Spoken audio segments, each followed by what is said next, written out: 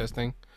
Jesus Christ. I literally just configured that mic and it still didn't work properly. First time. But hey, everybody. I'm the man with the million. Randall Thornton. Actually, no, I'm not. Because unfortunately, Rand is... Oh, that might be a bit loud, actually. Let me know if it's too loud. Unfortunately, Rand has COVID-19. And he's been pretty bad with it. His dad was actually in hospital with it, but I think he's on the mend now. But yeah, Rand's out. So it's just me this week. We're gonna... I've never done a solo Xbox 2 podcast. I've never done one. How many years have we been doing this now? 7 years, something like that. I've never done a solo show. I think Rand's done a solo show before, but I haven't.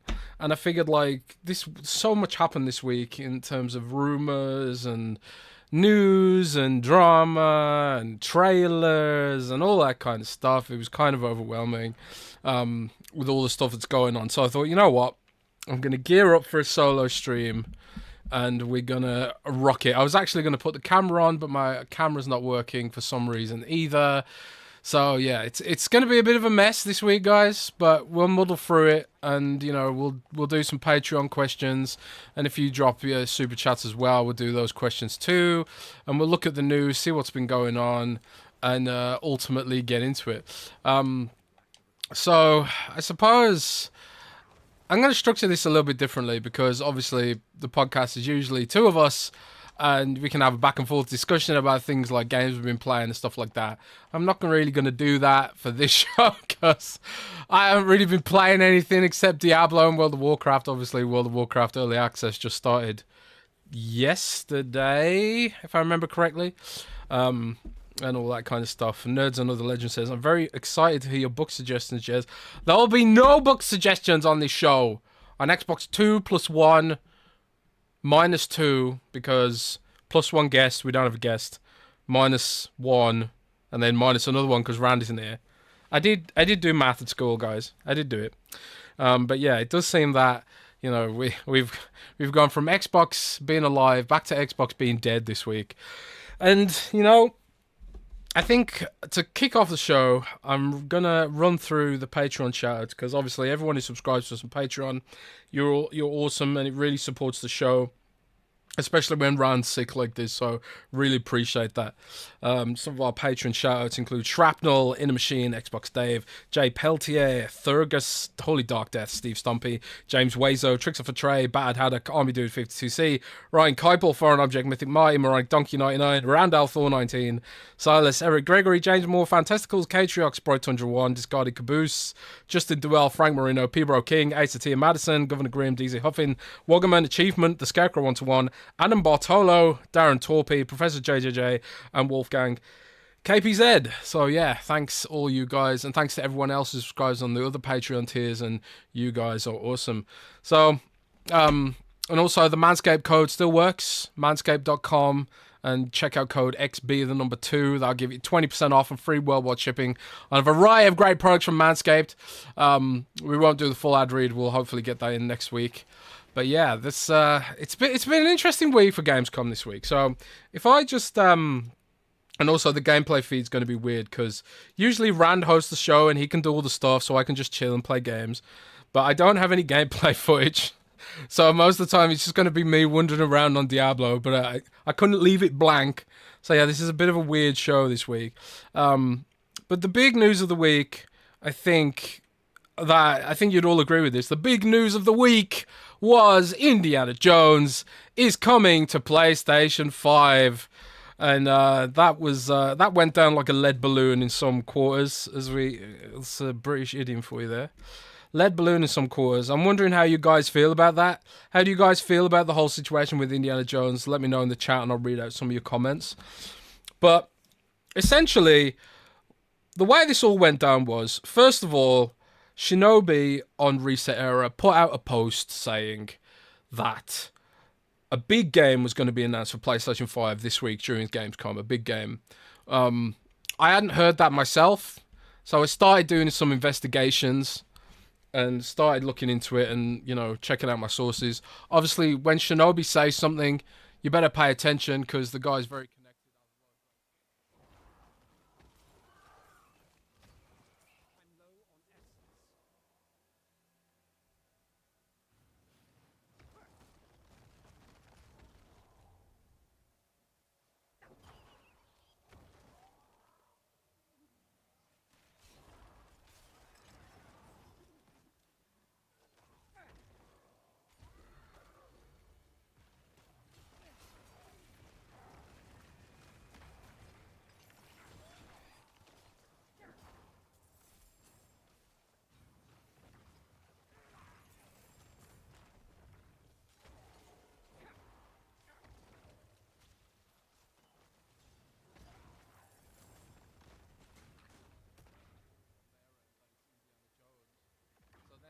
like, I edited my article. I put in a section about Indiana Jones possibly being the game, and then I put edit. It's a large chance that it is Indiana Jones because I didn't have firm confirmation that it was Indiana Jones, but my sources are usually pretty solid when they come through with stuff like this. But you know me, I like to have.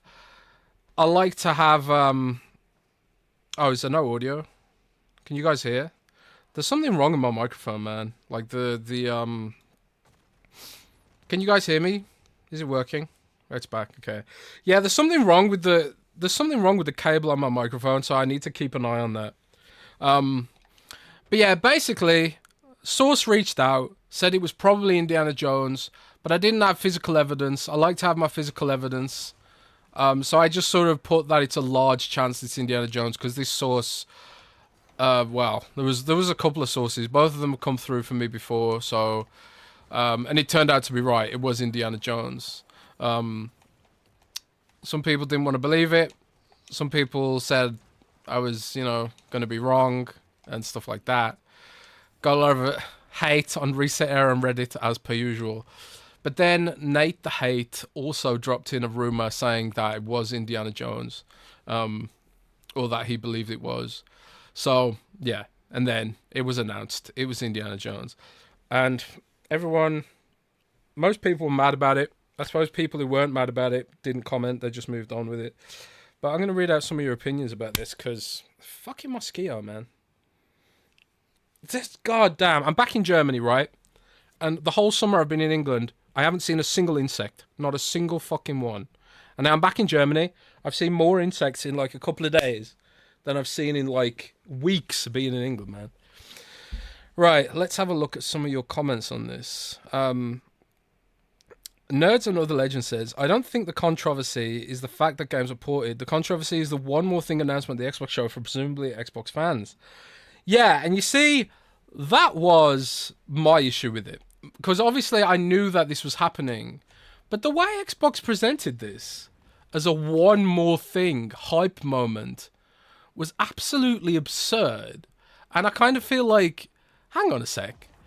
You usually reserve your one more thing for something that you think is exciting and cool and hype building, right? And they reserved the one more thing for PlayStation stuff. Now, I will say that I've heard that something happened with regard to the Indiana Jones announcement. Originally, what was supposed to happen is, I heard that Troy Baker was supposed to be part of this announcement, or you're supposed to be on stage. I don't know how true this is, so take it with a grain of salt, but it's from a similar source to where I got the Indiana Jones stuff, right? So I heard Troy Baker was supposed to be there, but because of the strikes that have been going on, he ended up not being able to do it. And as such, the marketing beat was sort of rushed through at the last minute, and it was all a bit of a shambles. But at the same time, I kind of feel like, even if that is the case, and let's assume that's true, I don't know if it's true, but let's assume it is, for the sake of argument. If that's true, I kind of feel like it's no excuse, really. Because you've still sort of, it overshadowed the game itself. Like, we had previews for Indiana Jones ready to go, because we saw it behind closed doors, and I'll talk more about what I saw about Indiana Jones in a minute. But the whole sort of one more thing, I think, really sent the wrong message for me. And I'm really looking forward to talking to Rand about this later when he's feeling better. Because I'm not sure, I don't know how Rand feels about any of this. I haven't spoke to him and he's been resting up a lot, which is fine. And if you guys have a perspective, say it in the chat and I'll read it out. But for me, that was it. It was just like, how you... It's kind of a slap in the face when you've announced the game as an Xbox exclusive in the first instance. Now, maybe there's contractual obligations, and I will say this as well. I heard that Indiana Jones was coming to PlayStation 5 years ago. I heard it years ago that it was coming to Indiana Jones. Coming to PlayStation, sorry. And around the time that Bethesda was acquired and, after the game was announced, it was sort of hinted to me that there would be, some games that would have to go multi-platform because of licenses and stuff like that. And it, the only game that really made sense was Indiana Jones in that context. But that was before Project Latitude. Project Latitude being the code name for Microsoft's multi-platform strategy, which is just creating waves of confusion and discord in the community and all that kind of stuff. There's plenty of people who ain't bothered about it and they just don't care and they move on, and there's nothing wrong with that too. I think some of it is console wars as well. Some people are just console war minded about it, and they're like, this, makes me feel stupid because, I've been supporting Xbox and they don't support me back, and I think that's valid as well when you're investing money into the platform. And I think there's the other argument, which is like, well, if Xbox stops selling consoles, then what's going to happen to support from developers? What's going to happen to my games that I already own? If they stop making new hardware for us to buy and stuff like that, So I think there's valid angles to this, whether you care about it, whether you don't care about it. I think there's all valid opinions that revolve around this. But for me, it was just like a bad marketing decision, and it overshadowed the whole game. Hang on a sec. I'm going to try and reposition my mic so it stops cutting out. Hopefully that. Testing. Hopefully that's a bit better now. But yeah, it overshadowed the game, and I think that that did a disservice to the devs. It did a disservice to Xbox customers and fans. And yeah, it overshadowed everything, So that was pretty irritating. Jax82 says, why not PlayStation announce it themselves at their showcase? I mean, that would have been an option. I said they should have just put it in a blog post. That's probably what PlayStation would have done. PlayStation would never have announced that they were porting a game to Xbox on stage like that. Very weird. Dr. Huge Ass MD. Oh, wow. How That's a great name. I'm so mature. At the rate we're going, the one more thing for the next showcase, or that we're planning to make games exclusively for PS5. Oh, man. Martin McFly says, the issue with games were missing from Xbox, and now they're not, but now people get upset because others get to play it. Come on, make it make sense. Shadowblade says, do you think in the future, Jez, PlayStation do the same? They get money from putting their games on Xbox. Mr. Women thinks that could happen. I mean, I could see it, Microsoft has this habit of like going first, identified an industry trend, and then going ahead with it, right? We saw this with Quantum Break. When Quantum Break came to PC, we had a lot of the similar freakouts, but at least it made sense. Microsoft owns Windows. They kind of want to make Windows a better platform and all that kind of stuff, right? So it made sense, at least on paper. And now we're seeing Sony putting all its games on PC, which I feel like I don't need a PlayStation now, because it's like, well, why would I buy a PlayStation if all their games are coming to PC anyway? So a lot of the arguments that I see from the PlayStation side, you don't need an Xbox, you got a PC. Well, I don't feel like I need a PlayStation 5 now because I've got a PC, because Sony's putting all its games on PC, which is great, I've got no problem with that. But I suppose it's another level when it comes to console, right? Like, Helldivers would sell really well on Xbox. It would sell really, really well, I feel like. Helldivers is the ODST game that we never got, that I think a lot of people want. And if Microsoft isn't trying to rip off Helldivers with the Halo ODST brand, they're screwing something up, I think. I would be like, if I was Matt Booty, I'd be on the phone to Phil, like, we need to rip this off yesterday. Maybe they're too nice for that. I don't know.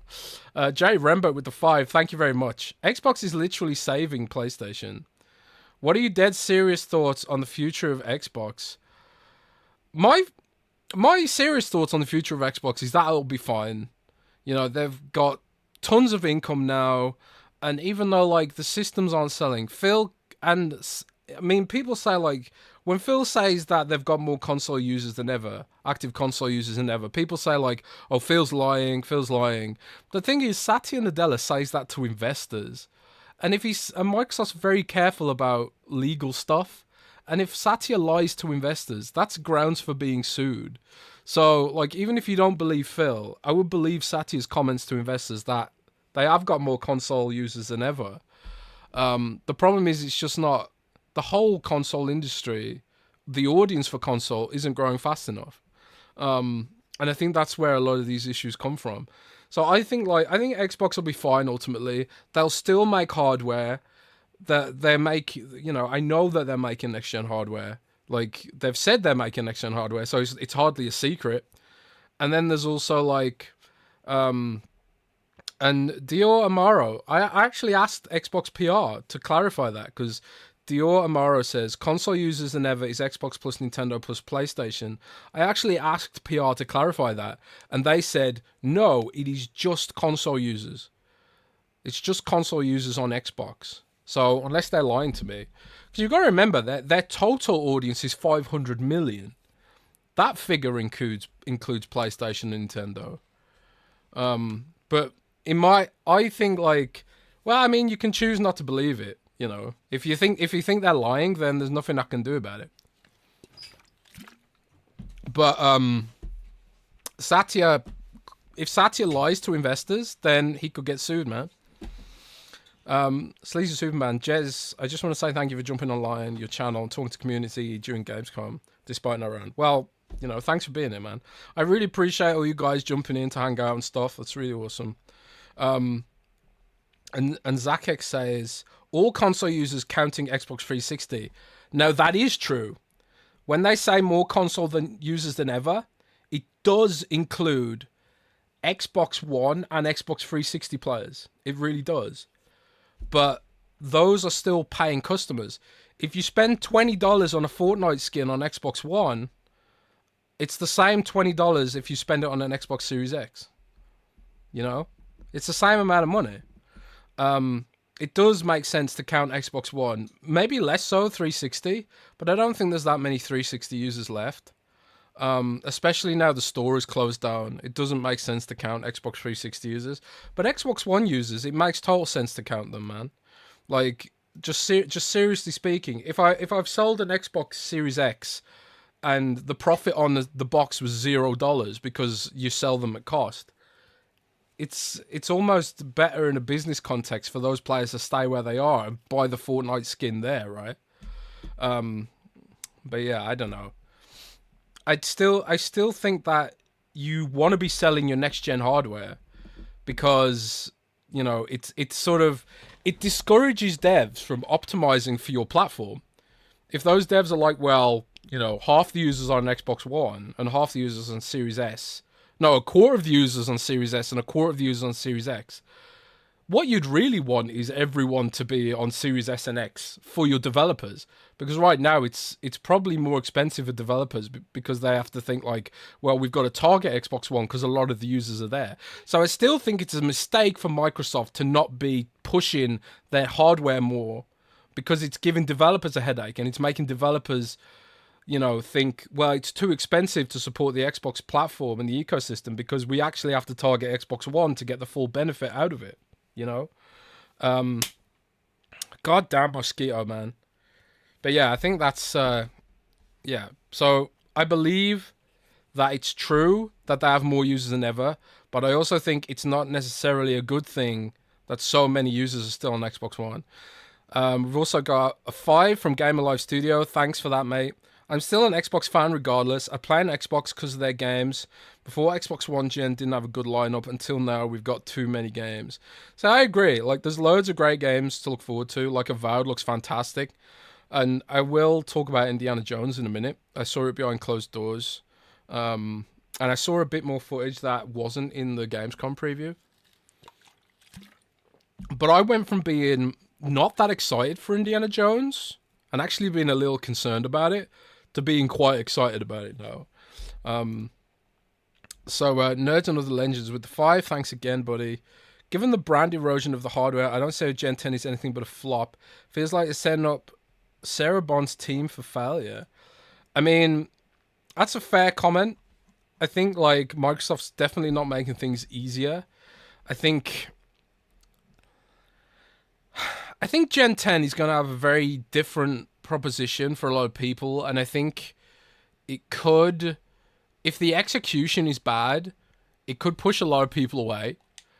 Because what I believe they're doing with the next gen, and I've talked about this on the podcast before, is that it's basically going to be like a PC-like Xbox. It's going to be more like PC than ever. You're going to be able to run Steam on it. And the future development environment will be more PC oriented. That could be like hugely awesome. That could bring a lot of people into the ecosystem who want like a cheap PC, basically.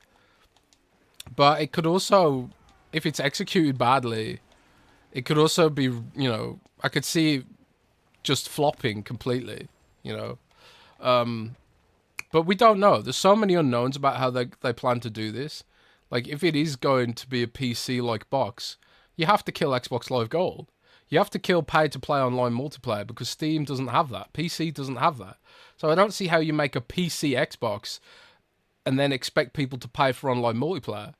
So, like, if they get rid of pay for multiplayer, that gives them pretty strong differentiation against Nintendo and PlayStation, because presumably they're not going to get rid of pay for multiplayer, But we'll see. There's just so many unknowns. There'll be benefits and there'll probably be downsides overall, but we'll see what happens. But they have to really think about all this shit, They have to really think it all through. I'm gonna turn off the game sound because it might interfere with the mic. Georgie says, too many games, lol. Jesse, Tailborn and Avowed got delayed to 2025. We only had Hellblade 2. I mean, that is a fair point, but you also include third-party games in that. Like, there's so many third-party games I want to play right now that I'm kind of glad those are delayed. I want to play Shattered Space, for example. I want to play Dragon Age. I want to play Space Marine. And there's a bunch of games on PC I want to play. War Within, the Diablo expansion. I'm even quite excited for the next Call of Duty, man. Like, I got way more than I need to play right now if we include multi-platform games. And remember that Microsoft's job is to also make those games sell too, right? But yeah.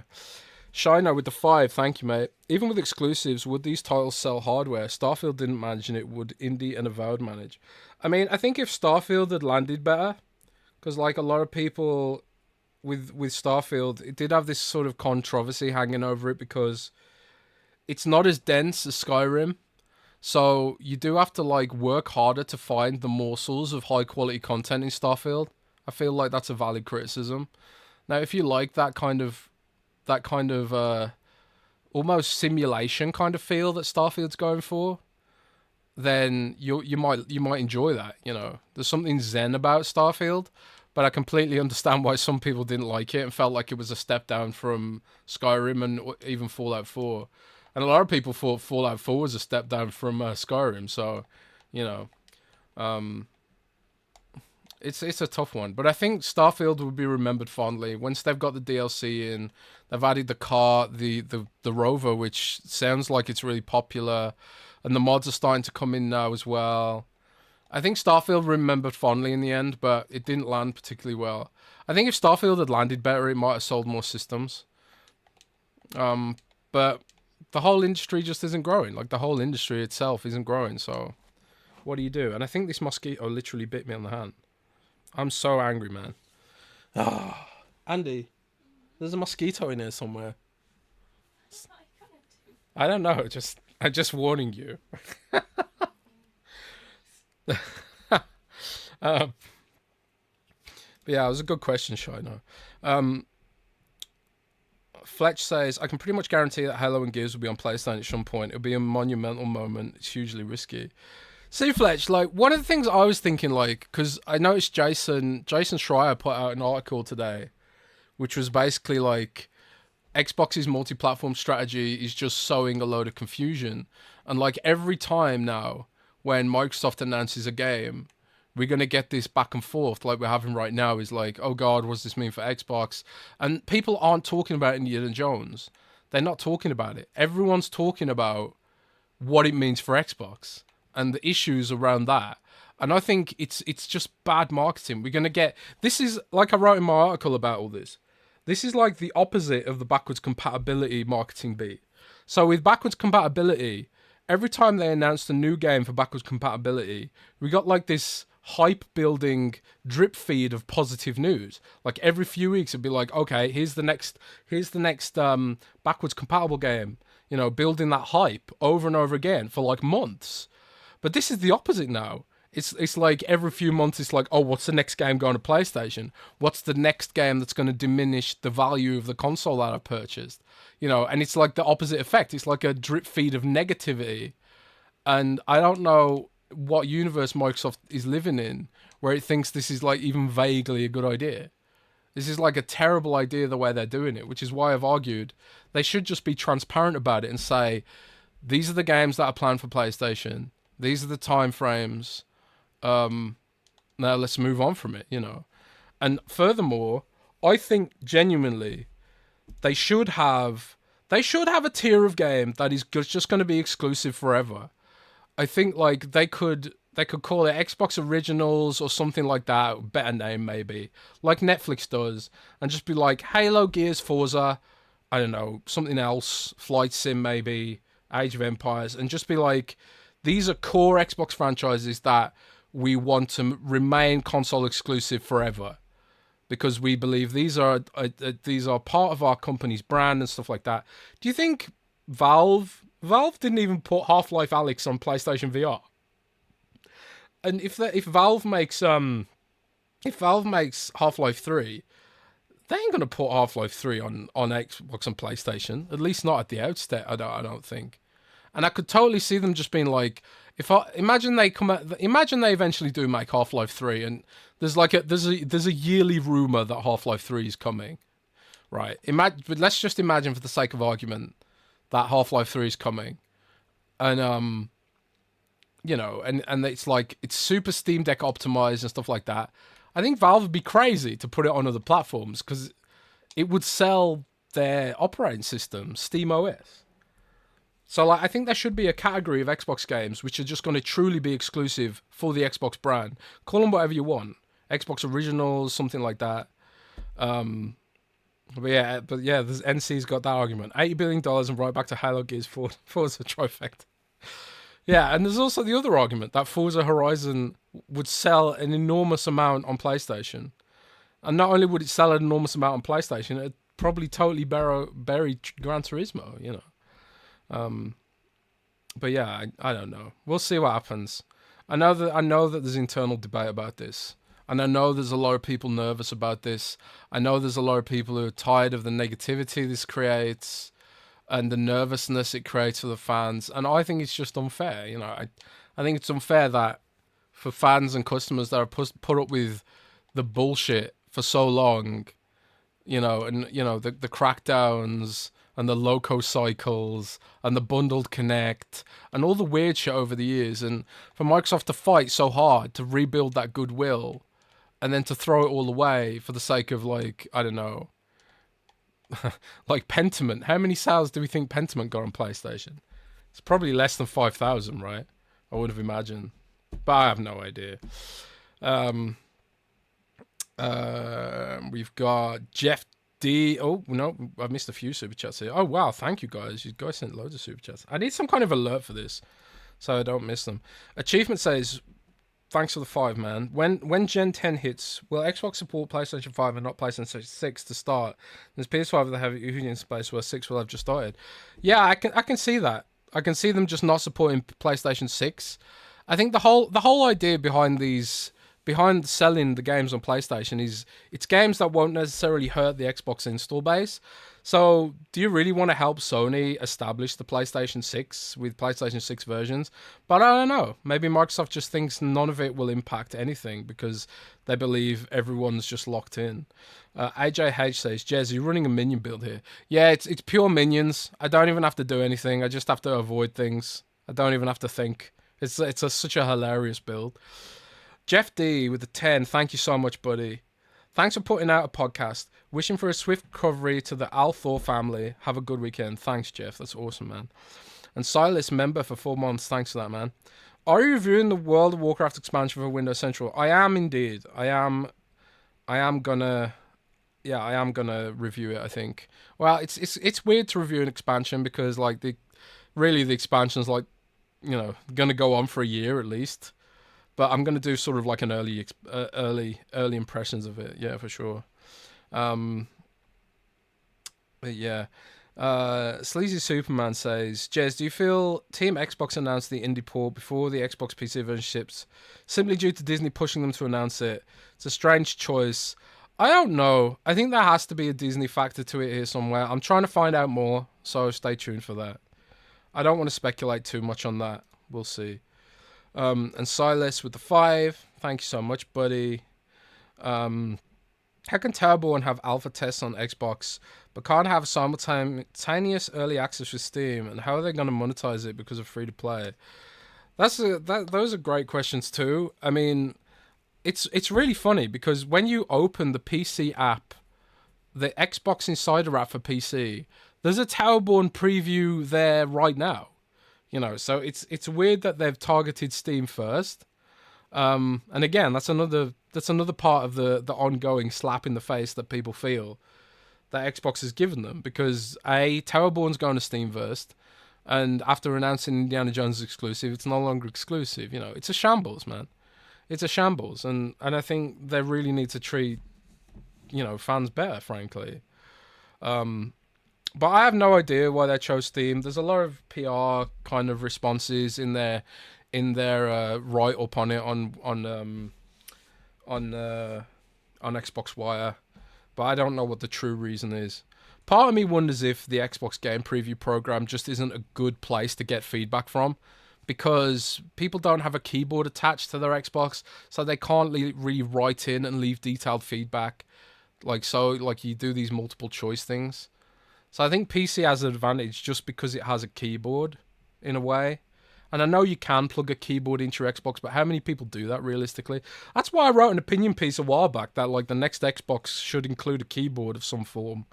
Or maybe even have a keyboard in the controller. Like you slide up the controller front panel and there's a keyboard underneath it or something. I don't know. But maybe I'm just smoking. I don't know. And we've got another question from Has No Pants. Thanks for all these, man. These are awesome. Jez, no question. Just want to thank you for the coverage and effort you put into your articles. Oh, thanks, man. I really appreciate that. Thank you so much for that. We try. We try. God, we try. BT Maverick 707 with the 10. Thank you so much, dude. One thing I'm worried about is that Xbox first-party devs will start to optimize the game for PlayStation. Most developers do now because they're the bigger platform. We've seen this with Ghostwire Tokyo. Yeah, I mean, I'll be frank. Like Ghostwire wasn't particularly well optimized on PC either, and I think honestly, when it comes to Ghostwire, you were kind of seeing the limits of Tango. I think Tango needed a lot of support to get to that next level, and probably more investment. And the fact that they're in Japan made it difficult to collaborate with other studios like the Coalition, who do support their developers making Unreal Engine games. You know, they've got a whole team dedicated to it now. But yeah, I don't know, man.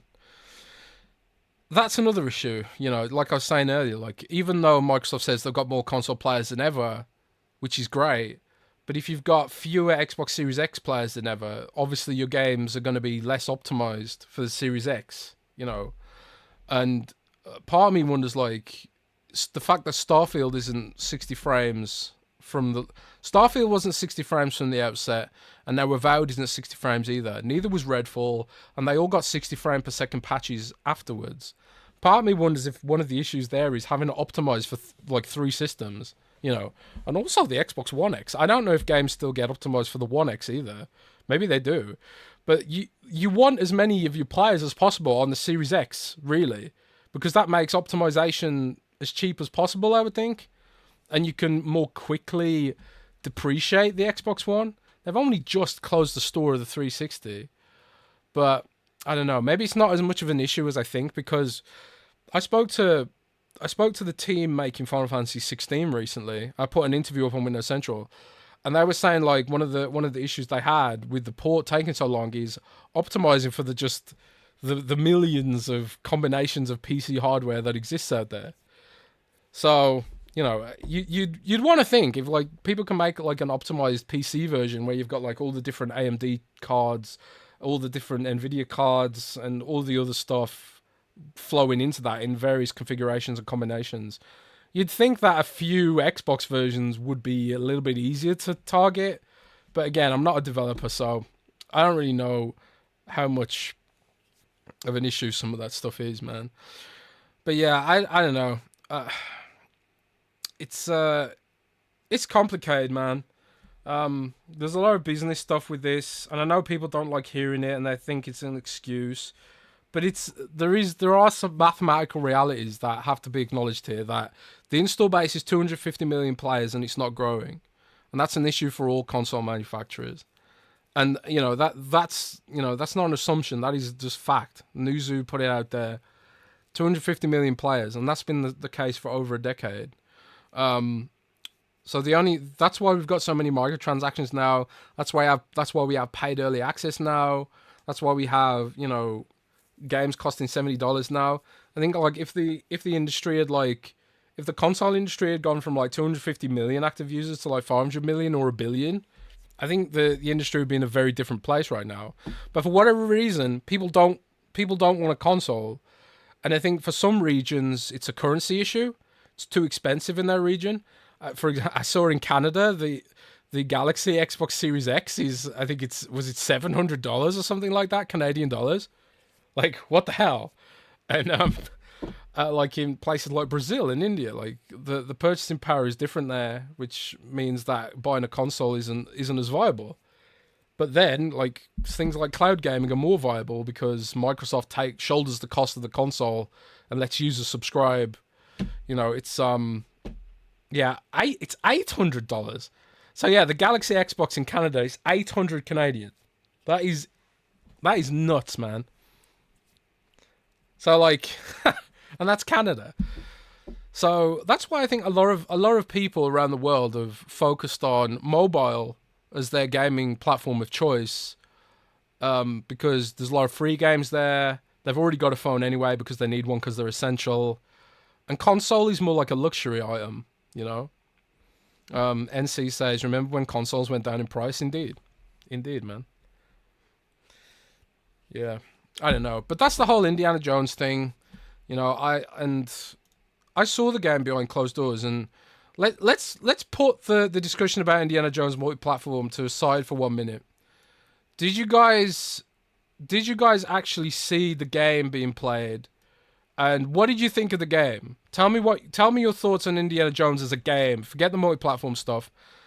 What do you think of it as a game? Because what I saw behind closed doors made me a lot more excited for it. It seems a lot more dynamic with the way you can approach combat, like in a stealthy kind of way, but then use random objects, much like Indy does in the movies. And also it gave me LA Noire vibes with the investigations you can do, the reading the books and hunting down artifacts and all that kind of stuff. That really excited me as someone who did enjoy LA Noire. So it feels like it has a lot more depth than I thought it did. So Alvaro Ruiz says, I was hyped kind of, but not so much now. Is that because you don't like the gameplay or because of the multi-platform aspect? Andy K says, looks good. Troy's voice is on point. Yeah, Troy Baker's awesome, man. He's got to win some kind of award for that voice delivery. It's so good. Abdel114 says, Jez, did you buy a PlayStation 5 for Final Fantasy? I didn't in the end. And by the way, if you've been waiting for Final Fantasy on Xbox, you might have some good news to look forward to, I think, in the future. So stay tuned for that one. 9Live says, Jez, can you expose Rand for being an insider? Randy's, I'm telling you now, right? And Rand ain't here, so he can't defend himself. Randy's an insider, full-blown insider. Rand has great sources, and he knows shit, man. That boy knows shit. He says he doesn't, but I swear to God. Sometimes he'll tease things to me, and then it just comes true. There ain't no way Rand is just that good at predicting, man. I believe that Rand knows shit, man. I bet Phil is Rand's source. Every time Rand disappears when we're doing a podcast to answer a phone call, that's Phil calling him up to leak something to him. Josh Dawson with the $4.99. Thank you so much, buddy. I love Xbox, but hate the path I've chosen. Is this new strategy due to Activision? If it failed, would things be different? It's really hard to say. I think if it failed, I think Microsoft would have maybe pulled the plug because fighting the console war on Sony's terms just wasn't working for them. You know, and you've seen Sony expand to PC as well. So, like, you know, if the console industry was healthy, Sony would not be expanding to PC. They would not be giving Steam a cut, you know. So, like, if we look at Sony for an example of what the biggest player is doing, the biggest player is basically following all of Xbox's footsteps. And that's symptomatic of the industry that as it currently is. So, I wonder if, like, because now Xbox has ABK, they're fully entrenched in Microsoft as a, you know, one of the biggest earners for the company. I don't trust Satya Nadella, and I don't think if Xbox wasn't pulling in the revenue that it is now, I don't know if Satya Nadella would be like willing to fund some of this stuff. But there's a lot of things about Microsoft right now that I just think aren't working. Like the AI, the whole AI stuff. Like I'm gonna write about that next week. No one here will be interested, but Microsoft AI strategy is fucking piss poor, man. Microsoft Copilot is shit. And that Windows recall feature is a marketing disaster. That is a masterclass in terrible PR. So there's a lot of stuff, weird shit going on with Microsoft right now. They're picking their battles in a weird way. But I think if the Activision deal failed, I think things would be different, but maybe not necessarily in a good way. But I don't know. Maybe I'm wrong. Dior Amaro says, Jez, question here. Nate the Hate sent his podcast a month ago. 6 games being ported. Do you know which games are those? Indiana is one of those. What are your thoughts? I honestly have no idea. Sometimes I can like find out nearer the time, and stuff like that. But I have no idea personally. If I had to guess, and this is a pure guess, well and truly a guess, I would think Forza is among those. I think it's been rumored way too much. I think Starfield could come eventually to PlayStation as well, even though I was told, when John initially shared it, I was told that Starfield wasn't in development for PlayStation 5. And then later I was told not in 2024. So that made me think, well, does that mean 2025? But I honestly don't know. But I think, like, I really do think they should keep some things just for us. You know, Starfield could be one of them. Halo, Gears, and Forza should be them too. I don't know why you have to port everything. Like, how much money do you need? What are you trying to build here? You know, surely there's plenty of like smaller games that aren't associated with Xbox that you can make money with on PlayStation, like Call of Duty for fuck's sake, or port World of Warcraft to PlayStation and Xbox. You don't have to port everything, you know. But I don't know. I ain't Satya Nadella, and I don't need another yacht. AJH says, to be fair, Jez, that's moose dollars. The exchange rate is still crucial. Yeah, exchange rate is crucial, and purchasing power matters as well. $800 Canadian is only £450, meaning it's the same price. Yeah, I mean, fair enough. But, like, I suppose purchasing power matters there too. Didact bruh says, Jez, did you skip Gamescom because Xbox Series there? The truth about me skipping Gamescom is that when I booked my trip to England to visit my family, and I booked my flight to come back, I forgot about Gamescom. So I booked my flight to come back to where I live in Germany with my girlfriend right in the middle of Gamescom. So it wouldn't have worked. So that's why I ended up not going to Gamescom. But Gembox 360 went for us instead, and she's having a blast. She got a Diablo tattoo there. Like, Diablo has Diablo inked.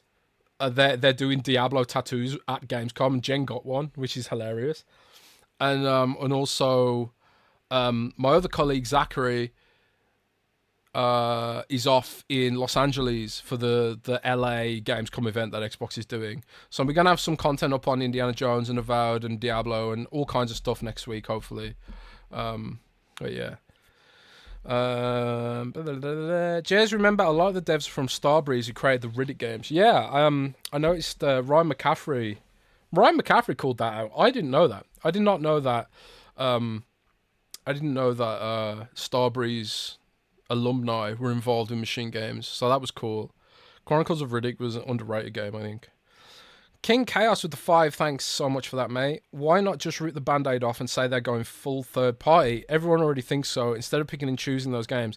Yeah, I want clarity. I don't know why they don't just rip the band-aid off. And I think one thing Microsoft would say is, we don't know what games are going multi-platform yet. But my argument to that would be, fucking figure it out. Figure it out. You know, you're really going to subject fans and customers to this uncertainty for the next year or 2? 3 years? Just figure it out, man, and just let people know. And then we can decide whether we want to move on to another platform or not. Because right now it feels deceptive. It feels like a carrot and a stick almost. And it's like, we don't want you to think it's all games because you might leave the platform.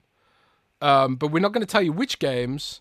So you're just going to have to sit there and spend 2 or 3 years guessing. I don't think it's fair. I don't think it's the right thing to do by the community. Plenty of people won't care. I personally don't care. You can put the whole slate on PlayStation. That wouldn't make me switch. It wouldn't, because all PlayStation games are coming to PC. So why would I buy a PlayStation? There's literally nothing Sony could do to make me buy a PlayStation now, because all their games are coming to PC. I've already got a PC. I'm not going to buy another console for it. But at least Xbox has like the integration with Windows and the PC Game Pass and cross progression and stuff like that. I feel like I get more out of it, and I'm just stuck in the ecosystem. I've got like 1,000 games. There's nothing Sony could do to get me to stop using Xbox as my main console, because I've got 1,000 digital games locked in. That's not a knock on Sony. That's just, you know, the argument that Sony fans use against Xbox. PlayStation's great. There's nothing wrong with it. It's a great system. It's just I don't need one. And just like millions of people don't need an Xbox. The problem is that Sony got there first. Sony got to that situation first for most people. Xbox is there now, but, you know, Sony got there first. Juan with the 250 DOP. I'm not sure what currency that is, but thank you so much, man. The gameplay clips they posted for Indiana looks a little weird, not natural. The movement looks like robots. And that's a fair assessment. I need to look at it a bit more. I mean, there is a lot of mocap in there, which I think, like, when mocap interacts with ragdoll physics, sometimes it can look a bit stiff. But I think that's kind of thing that can polish up, maybe. But we'll see.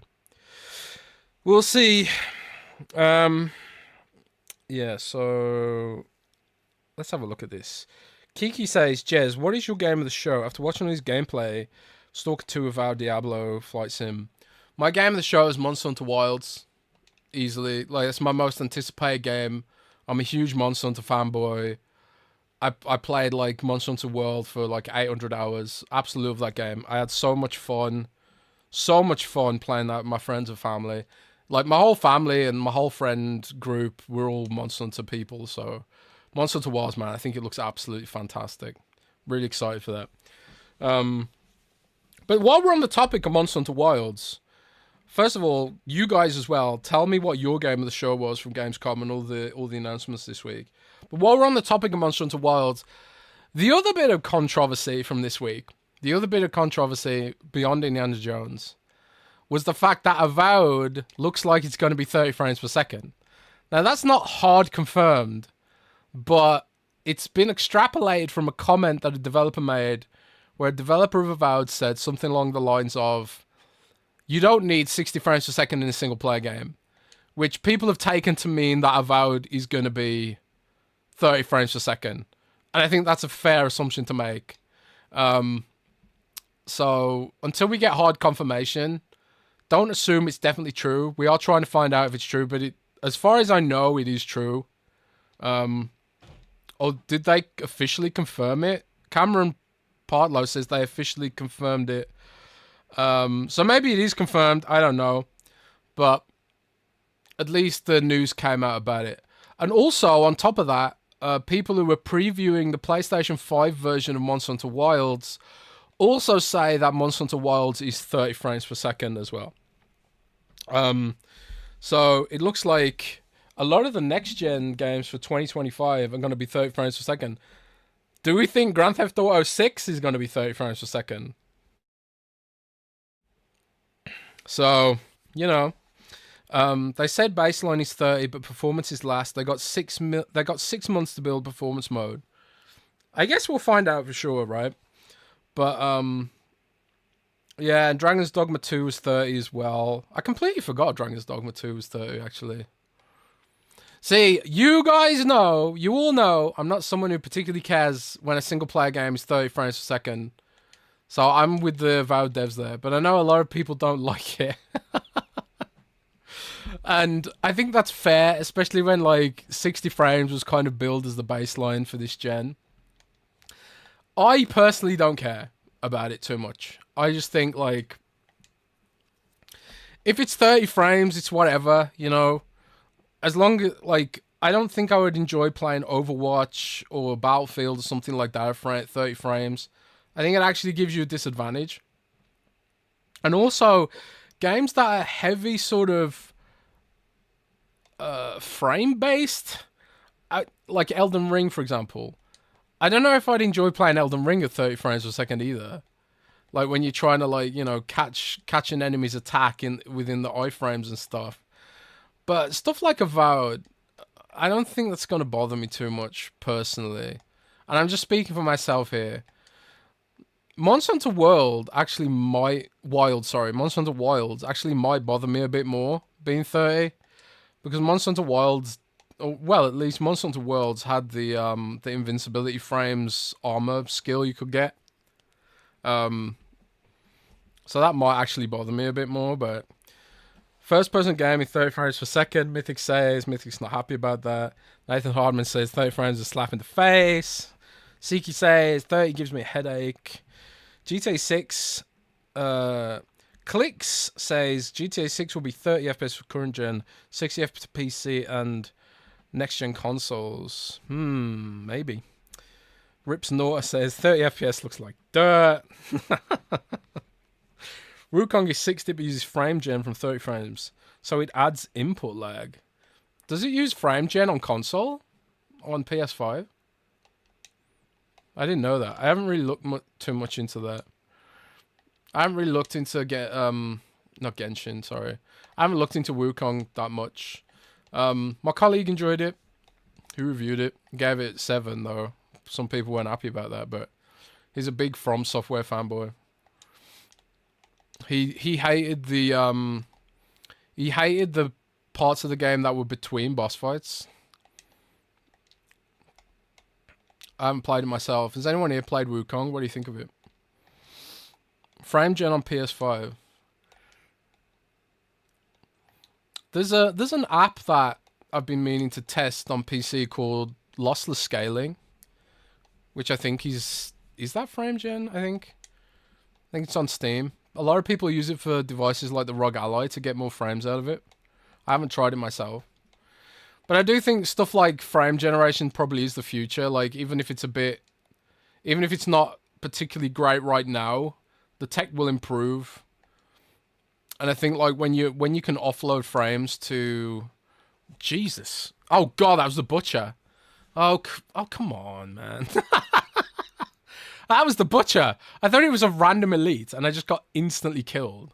Jesus. That's the one problem with this build, man. It is so squishy. So damn squishy. But yeah, I mean, Wukong seems pretty big. Wukong is still supposedly coming to Xbox, you know. It's selling a lot of systems for Sony in China, by the sounds of it. But, you know, selling systems in China isn't exactly, you know, the greatest thing in the world, because you have to give all your profits away to a third party. It's the Chinese market is so unfair to foreign companies, man. You have to partner with a Chinese company to sell your game and also sell your hardware, and they take a cut for the privilege. That's so unfair. Like, I don't know why we don't reciprocate that in the West. Like, shouldn't we reciprocate that, really? and just be like, oh yeah, if you want to publish a Chinese game in the West, then you have to do that as well. That feels like it would be more fair. But yeah, that's the whole thing, man. I'm not making that up. That's the whole thing. I think it's to do with like them approving the game culturally to make sure it's censored properly or whatever. I don't know.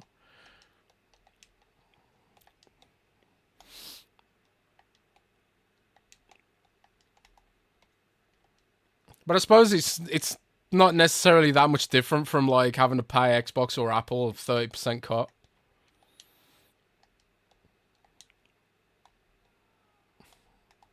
But then you've got the hardware stuff and tariffs and all that kind of stuff.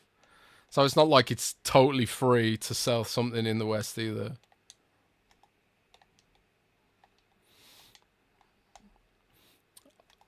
I want to be commenting really on the state of trade between nations.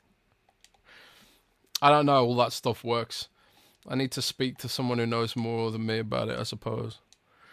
Jez, did you check out Diablo 4 Vessel of Hatred? Vessel of Hatred looks fantastic. I haven't played it myself, but Jen, my colleague who's at Gamescom, she's played it. And she loved it enough to go and get a tattoo of the game while she was there. So, sounds like it's going to be pretty good, man. I'm pretty excited for it. Yeah, Unreal Engine 5 is a really demanding engine. You cannot make your own game outside of China. Yeah. Yeah, so that was that whole thing with the 30 frames per second. Like, I think when it comes to 30 frames per second, it's up to you whether you care about it or not, but that Aaron Greenberg quote where he talks about that 60 FPS is the baseline, that has come back to haunt Xbox repeatedly this gen. I think Avowed will eventually have a 60 FPS mode with optimizations, but hopefully it has one at launch, man. Just, you know, if people want a crushed shadows or something like that. I mean, I don't know why we get these freedoms on PC, but we don't get them on console. Like, if I want to turn off lighting or anti-aliasing or whatever, I should be able to do that. If I just want to get more frames, you know. And stuff like that is why more and more people are opting for PC in the first place. Like on Diablo, I've got like if you look at Diablo, just an example, I've got like, this is all I can change. Enhanced visuals, targets 30 frames, enhances shadows and reflection with ray tracing, improves fur, hair, and fog. So if I turn that on, oh my god, that is rough, man. And I can't even tell the difference in the visual quality. Look at that. I don't know if you can see that on stream, actually, but on my TV, it looks like ass. So, this is one game where I would not put 30 frames on. Let's turn that off, please. And it looks no different. It looks basically the same. But like on PC, if I was playing Diablo on PC, and I did double dip because I'm crazy, there's just way more options. And you want those options if you want to like mess with, change the battery life and things like that. Oh, snap. Big Willy Wonka gifting 5 memberships. Thank you so much, man. That's awesome of you. Thanks, buddy. That's really awesome, dude. Really appreciate that. So, guys, drop me some questions. And what else happened this week? I'm going to look up some news in a moment. Someone in the chat asked about Tokyo Game Show. So, I don't know if Xbox has a full-blown presence at Tokyo Game Show, but I do know that there are some people from Xbox heading out for Tokyo Game Show. And I've got a feeling they might be part of other companies' announcements. So, take this as a prediction, not a leak. Please don't take it as a leak, because I honestly don't know. But I would predict that maybe you see an Xbox exec on stage announcing Xbox ports of certain games that are not yet on Xbox. I want to hope that it's a Final Fantasy 16, Pixel remasters, maybe even 7. Some people have wondered whether 7 would ever come to Xbox. I've heard little rumors recently that suggest to me that it could. So, like, I think Rand has said before that he didn't think Final Fantasy 7 would come, but I think it will. I think it will now. I've heard little teases, little hints about that. Will it be announced at TGS? I don't know. God damn it. Blew up. Lucius Augustus says, 7 is only coming when all 3 parts are done. I mean, maybe. But I personally think it'll come before that. I really want the Pixel remasters, man. I'd be happy with that for now. We can think about 7 and 16 later on. Andy, did you just catch a mosquito? No. Oh, I just heard you clap. That was my AirPods. Oh, that's your AirPods. I thought you were trying to slap a mosquito. I don't do that. Why? It's mean. It's mean to the mosquito that wants to drink your blood. Yeah. My girlfriend won't kill a mosquito because she says it's mean.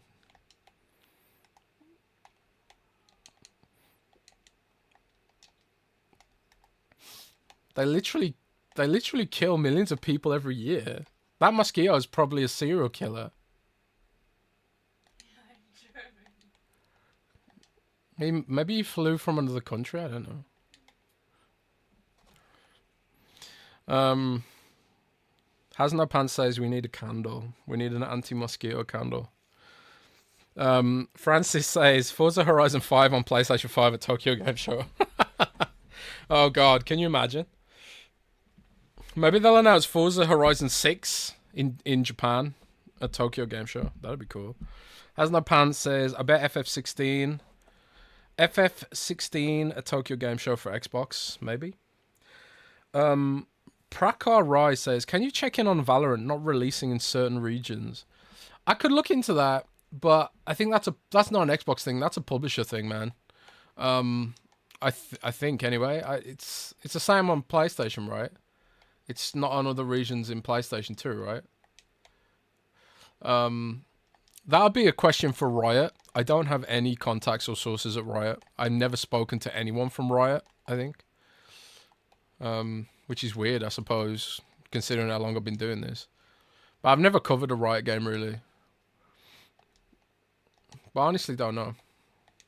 I don't think... It's not an Xbox thing, though. Pretty sure it's a Riot thing.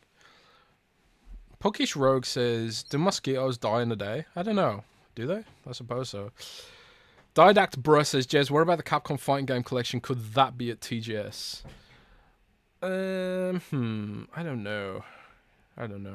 Oh, I missed a super chat from Juan, who says, thanks for 250 DLP. He says, they confirmed Avowed was 30 FPS in an interview with the Iron Lords podcast, and I honestly don't care. Yeah. That's fair enough. It's fair enough. Has Sony announced anything at TGS? I'm a bit out of the loop. Don't cover Sony so much. Oh, they only got up to 21? Okay. Well, that's fine. We need to do some pit grinding, I think, guys. Just indie. Yeah, it's really funny. Like, Sony didn't even have to show up at Gamescom, and they stole the show thanks to Xbox's announcement. So Xbox is out there doing Sony a favor, giving Sony a marketing beat without spending $1. That is such an own goal, man. Such an own goal. That is just shocking, man. So this is why I think like Microsoft just shouldn't bother partnering with other companies to do these announcements. You've got your own shows, man. You've got your developer directs. You've got your June showcase? Why not just leave Gamescom and the Game Awards to third parties, man? Then you could like fully control the message and make sure that it's handled properly, presuming that something did go wrong here. I'm been bitten on my leg, man. Oh, god damn it.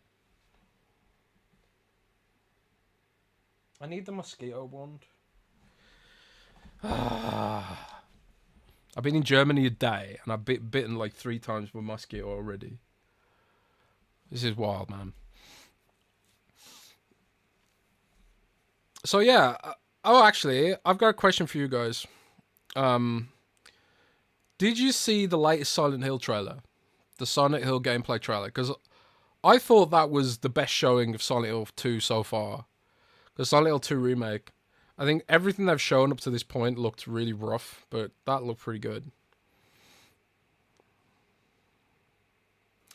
Curry Cosmos says, Xbox fans are just insecure, step back, breathe, and enjoy the content. You know, Curry, I think there's definitely some truth to that. But I think the insecurity is something Microsoft's sort of pushed on people, because Microsoft keeps fucking up. You know, and when you look at things Microsoft have done in the past, things like, you know, they've had hardware programs and just killed them out of the blue, because nothing that Microsoft does is essential to them. They don't care. They don't care when any one of their businesses fails, because at the end of the day, their core business is Azure and cloud and business to business. So like they kill their consumer stuff, like it just doesn't matter to them. Like it's a little side project. So I think like the insecurity is true, but I think it's Microsoft's fault that some or a lot of Xbox fans are insecure. You look at things like Windows Phone, Microsoft Band, even Surface. Like look at the handling of Surface platform. Like Surface used to be like so cool, and they'd have these events, and they'd announced all kinds of unique kind of hardware paradigms. Like the whole sort of kickstand tablet thing, which even Apple ripped off now. All that came from innovation from the Surface team, and now we get like 2 Surfaces a year.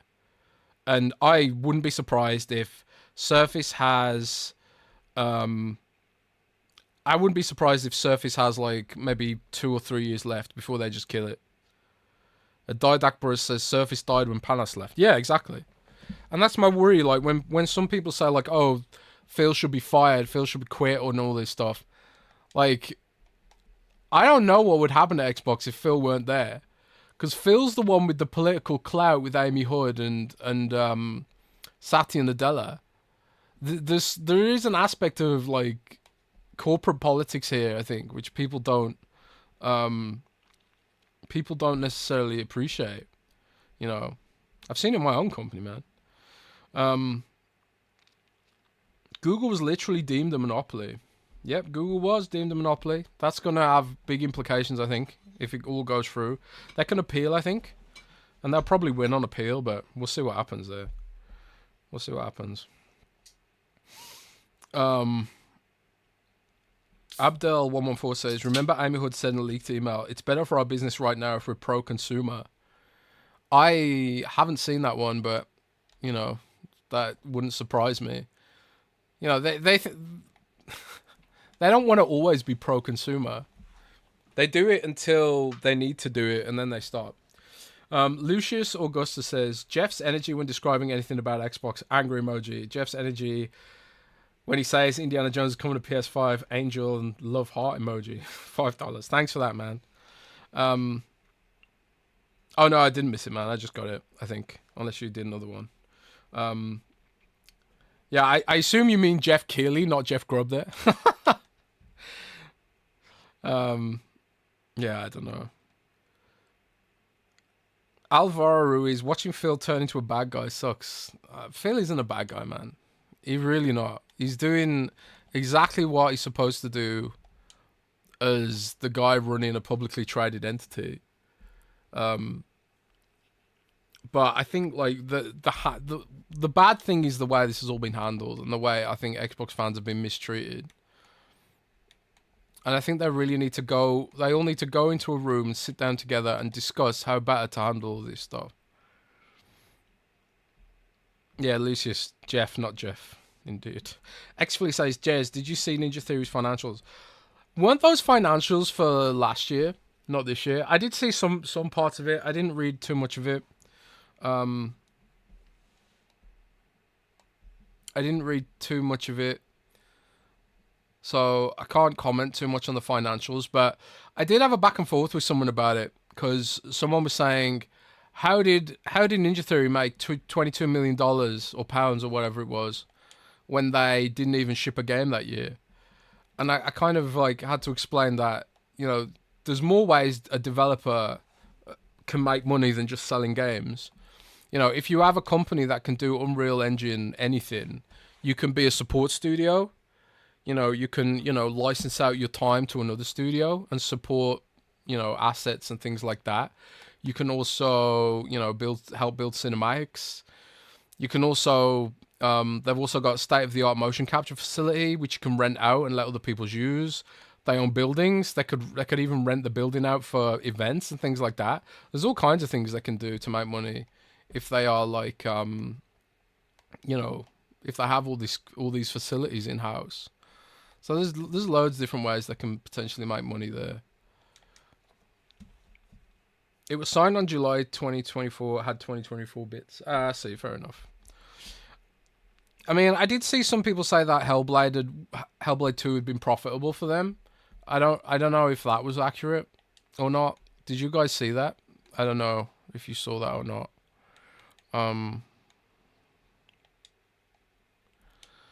But I'd be interested. I would honestly be interested to hear what Xbox thinks about Hellblade 2 and whether people even want that kind of game in 2024. Maybe Hellblade was just really cheap to make. You know, relatively small dev team and stuff like that. Maybe, you know, what do you guys think of Hellblade 2, man? So I know some Xbox fans really loved it and wanted it and stuff. But you guys know I don't like these kind of games. And I don't think the masses like these kind of games either. But they represent like art, I guess, which Xbox wants to be involved in some ways. Like Xbox is idiosyncratic sometimes. Phil talks about like how he needs to run a business, right? But they do a lot of things that aren't necessarily directly good for business, like building walking simulators. Do you think Tencent would ever make a walking simulator, for example? And this isn't a knock on Hellblade. This is just like talking about how if it was all about the business, some of these things like Hellblade wouldn't get made. Or even things like Microsoft investing so much in their climate change pledges and stuff like that, you know? Like the, you know, innovations in sustainability. Like, surely it'd be cheaper to just use, you know, less sustainable methods of production, you know? I don't know.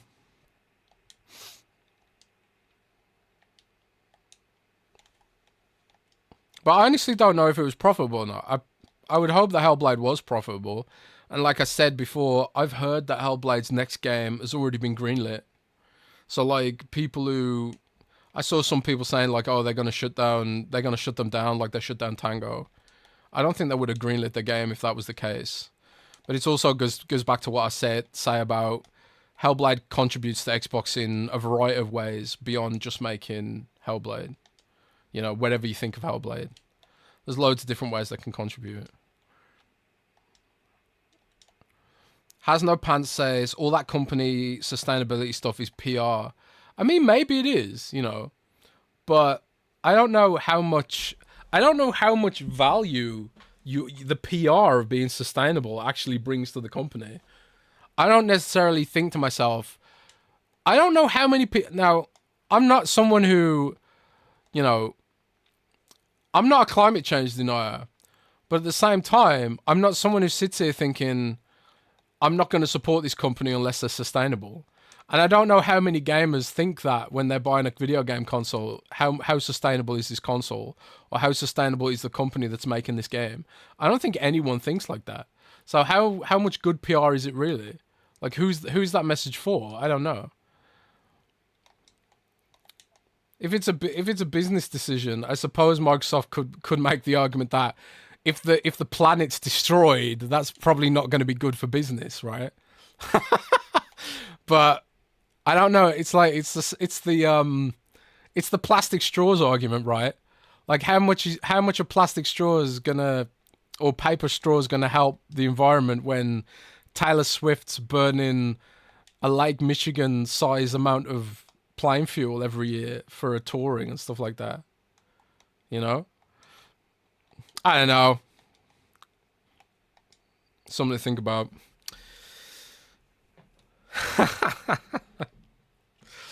NC says, didn't Microsoft cut their corporate DEI team? They actually didn't. It was, I think it was just a single person who was laid off. And they put a post out about it saying the team had been gutted. But then Microsoft's PR put out another statement saying we haven't cut the team at all or whatever. It was just a few isolated redundancies or something like that. I don't know if they gutted it. I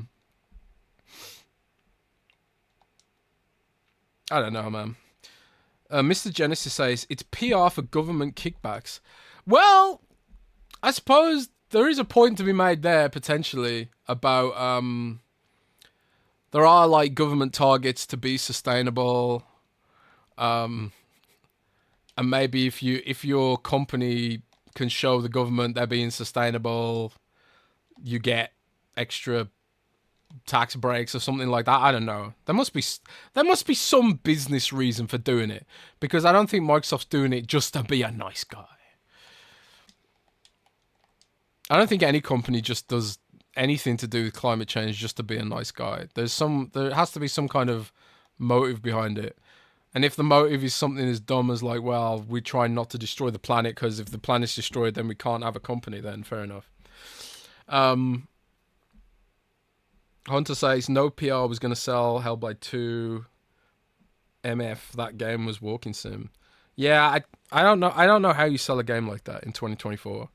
Like all these Fortnite kids, like you know, you think a Fortnite kid cares about playing a game like Hellblade? The answer's just no, man. I hate to say it. You know, I really hate to say it. Has No Pants says we're also pessimistic here. I love it. Yeah, that's what we do here. We're Xbox fans. We're pessimistic. It's what we do. Xbox is dead on a weekly basis in the Xbox community. That's how we do it. Jez, what's the situation with ABK customer support? Are those integrated or cut? Now, Didact. That's an interesting question. I heard that a lot, and this was when Activision did its big layoffs a few months ago. A lot of those layoffs did fall on customer support. And you've kind of seen some of this manifest in complaints on Call of Duty, Diablo, and World of Warcraft subreddits, where people are being banned for pretty much no reason. I see people getting banned playing games like Diablo for asking for groups and asking for trades and things like that, and then just AI banning them and stuff like that, and then all this kind of stuff, you know. There are still some human support staff, I think, but it's greatly diminished from where it was. And I think that's going to be true of all customer support as ChatGPT becomes a thing. I hate how bad companies' customer support is these days. Have you like, Gamers Nexus did a whole YouTube video about Asus's customer support, recently. Yeah, I don't know, man. Has No Pants says Xbox is undead. Yeah, it is. I suppose that's true. Xbox is like the undead console platform. Everyone says it's dead, but it's still around. That's funny, man. I wonder if the Bone Storm is still doing well. Give me some questions, guys. Hit me up with some questions. Lone Star says, honest question, what does Aaron Greenberg do? He definitely doesn't market Xbox. Aaron Greenberg's a general manager. So his job is to manage the team that markets Xbox. I don't think he's necessarily... I don't think he's directly making the ideas for marketing. He's like a people guy, I think, at the end of the day. I could be wrong on that. But he's not in charge of Xbox marketing. He's the manager of the team who does Xbox marketing. I can't remember off the top of my head the name of the guy who does the marketing now, but it used to be the guy who did Xbox marketing recently left to join Roblox, and I can't remember his name either. But Tom, I think, was it? I can't remember if Tom Warren put this in an article or he said it to me privately, but I'm going to risk it anyway. I think Tom Warren put in an article that people weren't sad about the previous Xbox marketing guy leaving, and they mostly thought it was a good thing. I hope he put that out there publicly, or I just thrown him under the bus. Oh man. Has No Pants says, Jez, I still haven't got my Redfall DLC fund. Oh, is that from the Bethesda support ticket? Maybe try making another ticket, man, to bump it up. NC says, Jez, how are you feeling about Dragon Age 4? Dragon Age 4, man, I've gone back and forth on this. So this is my, like, Dragon Age 4 is dead, Dragon Age 4 is alive every week kind of narrative. Those first trailers for Dragon Age 4 were fucking terrible, man. They looked so bad. The game looked just wrong. It didn't look like Dragon Age. It looked like Dragon Age. I've seen people call it Dragon Age Fortnite and stuff like that. I didn't get that vibe from it. And I was just like, this isn't my Dragon Age, you know. This isn't the dark fantasy that I expect of the franchise, right? But it does seem like it does seem like it's improved a lot since those showings, at least improved in terms of the marketing. Because I thought the most recent trailer for Dragon Age, the Valguard, I'm just going to call it Dragon Age Valguard, because throwing the in there is just really clunky. But I actually think it looks alright now. I'm gonna try and have an open mind, because I will say that I hated Dragon Age 2 initially. And then, like, after the DLC and trying to get into it multiple times, I actually did end up liking the game in the end. But it's never really reached the heights of Dragon Age Origins for me. But we'll see, man. Dragon Age kind of has a lot of different types of fans they're trying to appeal to. Some people want the tactical gameplay. Some people just want to play with the husbandos and waifus. Some people just want the story. Some people want something else, you know. I'm gonna give it the benefit of the doubt for now. Let's have a look at some of these other questions. The Rambling Gamer Guy says, do you think the multi-platform push has any correlation to the 10-year deal Xbox signed with Sony? Why is now they're able to market COD when everyone thought they wouldn't be able to until 2025? That's an interesting question. I think, like, this stems from some of the FTC comments. Something's changed, because they told the FTC, if it wasn't, like, misunderstood or misquoted, they told the FTC that they paid for Indiana Jones to be exclusive. Maybe they were just talking about the timed exclusivity. I'd have to find the exact quote. But there was also this idea that they'd agreed not to market Call of Duty or something, but now they are.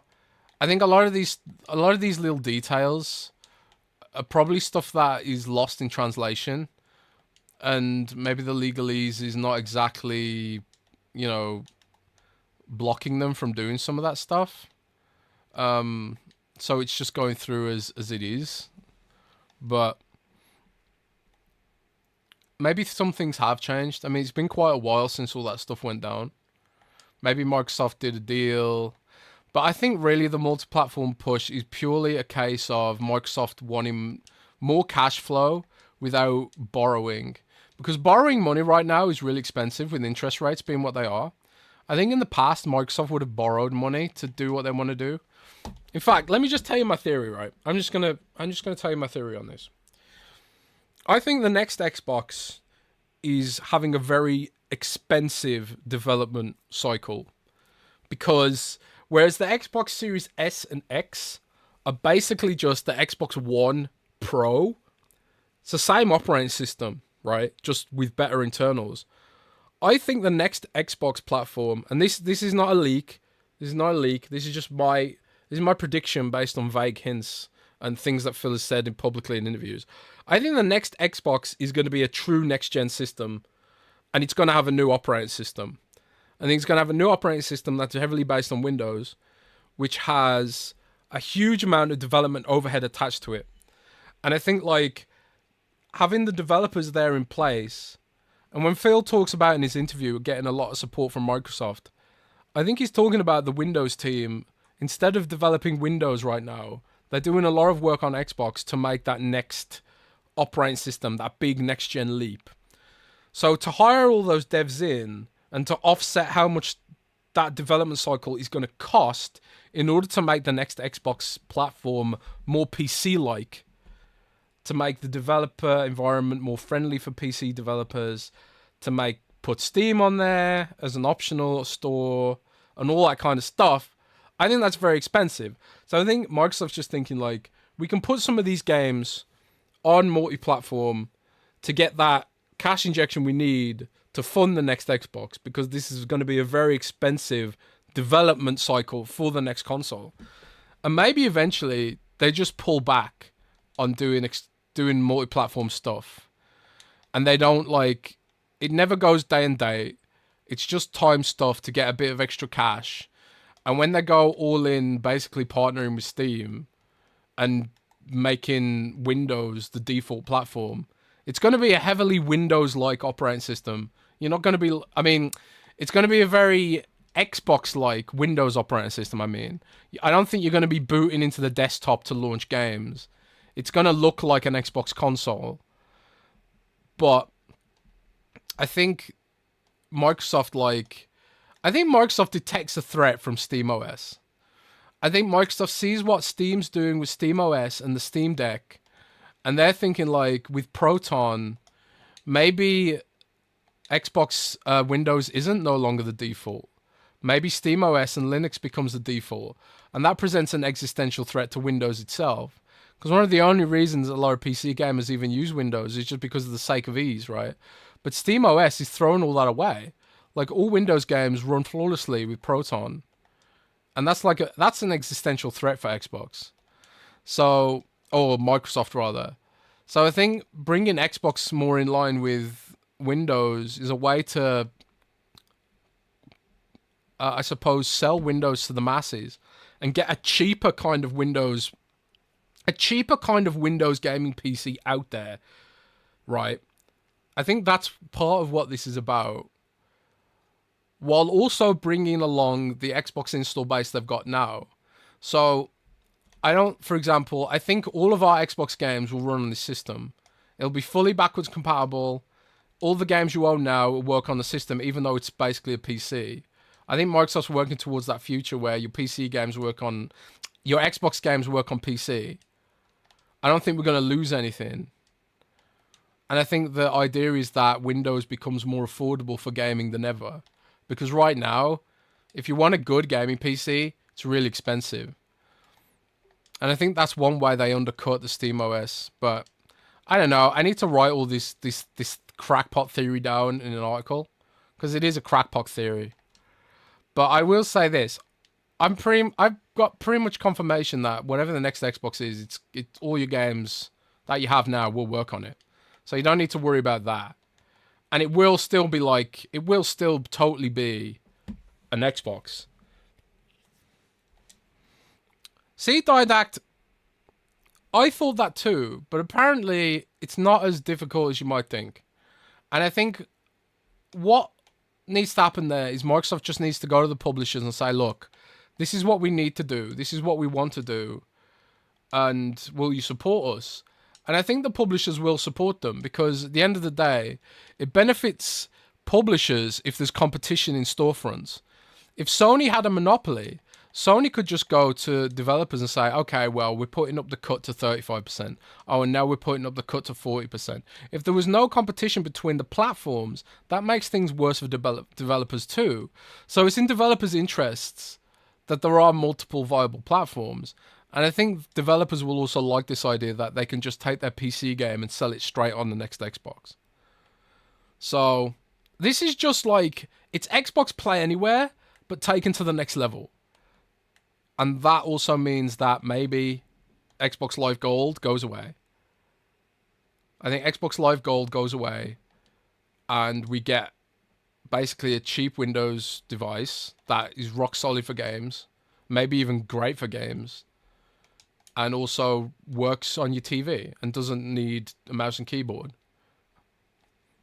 That's my crackpot theory, man.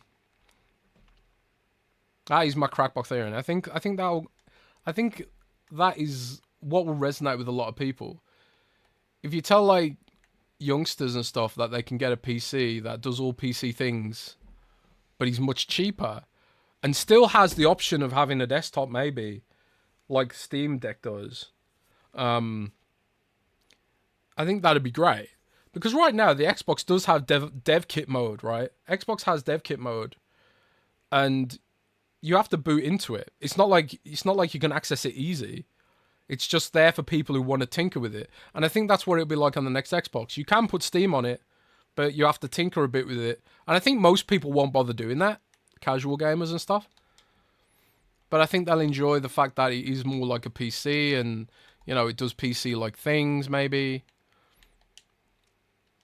And I think our games will carry forward. I think that's how it's going to be. But that's my crackbox theory. I'll put that in an article next week, because I'm just rambling at this point.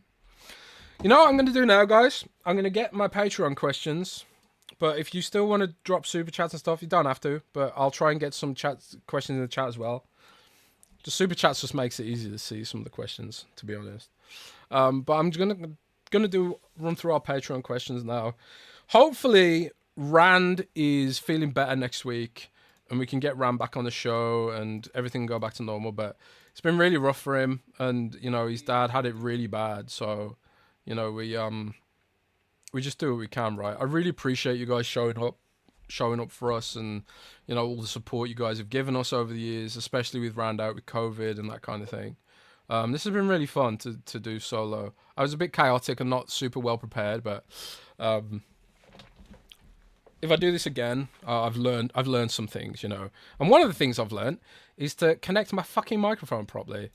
And I think, like, if I do this again as well, I'll get the camera working, and we'll go on camera and, you know, do it like a proper reaction show. Maybe I'll, you know, get some tabs up of all the news stories to talk about and go through them.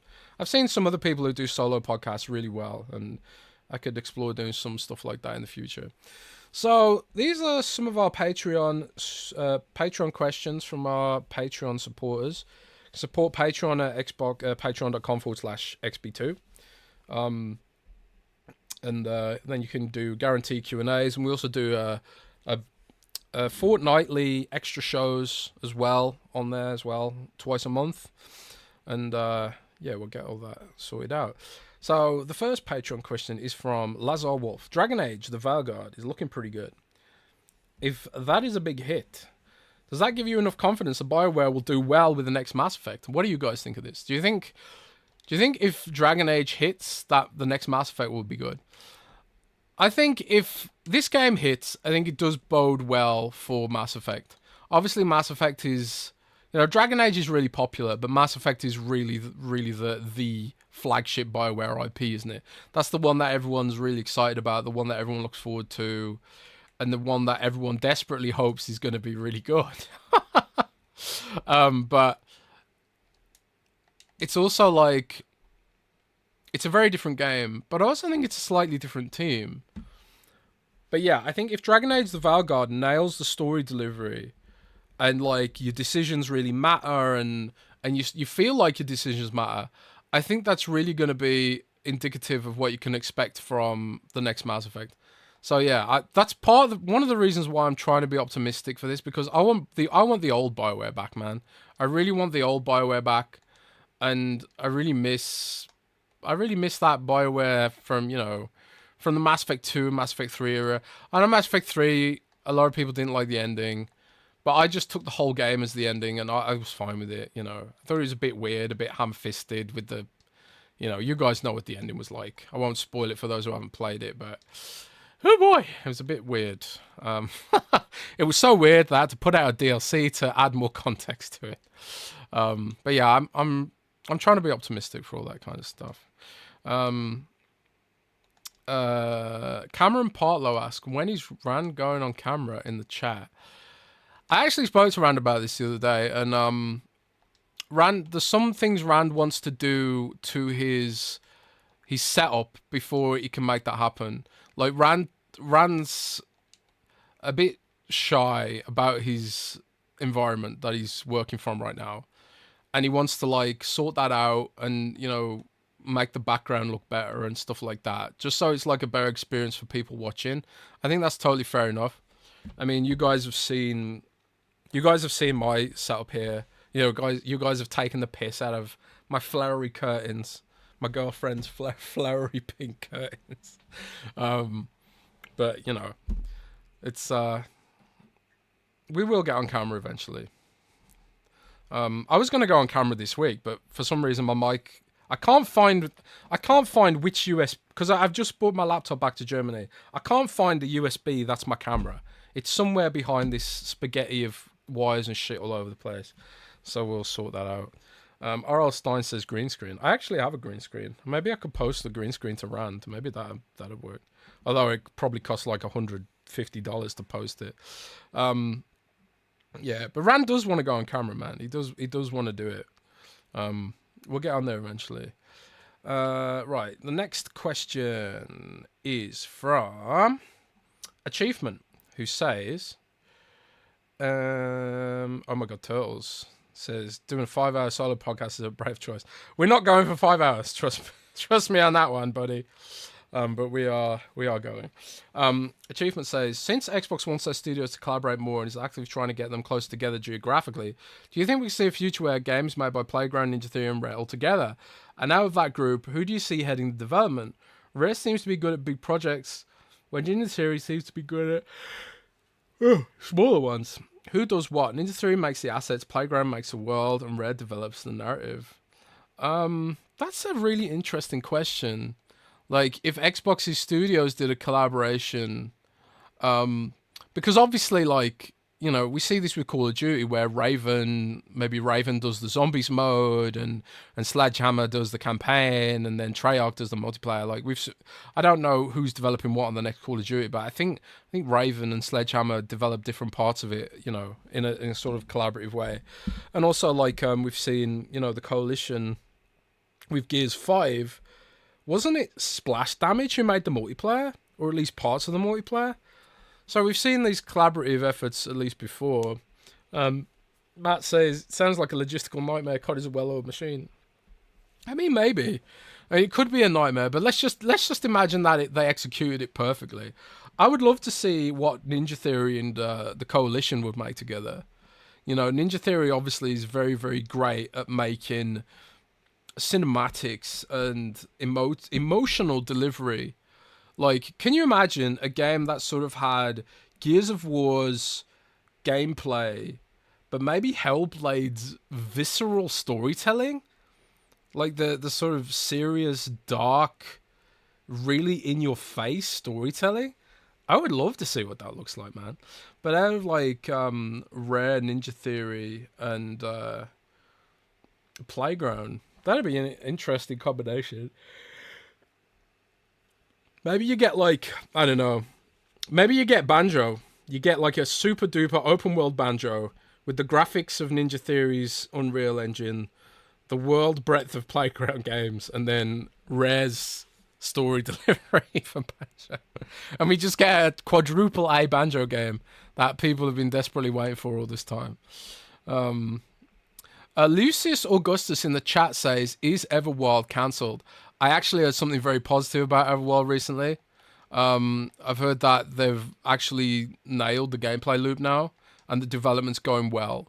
So, and I heard that really recently. So, I think we might see.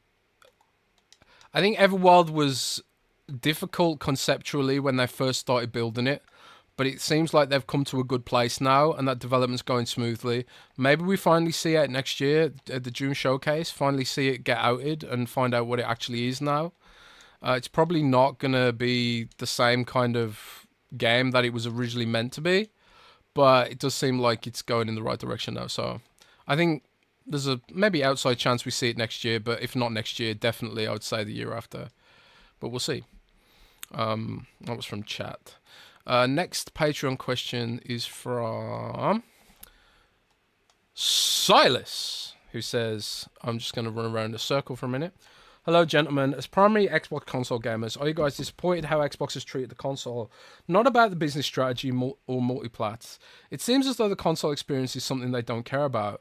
The UI is a generation old. The achievement system is lacking. What have they really done to push the console experience forward other than animated backgrounds? That's been the most disappointing aspect of all this to me. It appears they care about potential gamers rather than the ones they already have or had. Silas, I've written multiple editorials basically saying, outlining all this. This is exactly how I feel. I think like as Xbox chases the users they don't have, they're leaving us behind. And I've literally told Xbox executives to their face in LA, bring us with you. You know, don't leave us behind. As people who have spent a lot of time investing in this platform, have spent a lot of time putting up with all the bullshit over the years, bring us with you. And I said things like, you know, the backwards compatibility program, things like FPS boost, you know, making achievements more interesting, or, you know, doing the basic updates or whatever, you know, platinum achievements or something like that, you know, something that tracks your 100% completions, something so basic that would carry forward to the next console. Why not do that? You know, some of these things you could argue they're not doing it because they're making a new operating system, but like adding new achievements tracking, that would carry forward to the new system. I don't know why it wouldn't. Or like avatars. You know, they invested all this money in avatars. They actually had a whole studio for making these avatars, and then they shut it down. And now they act like avatars don't exist.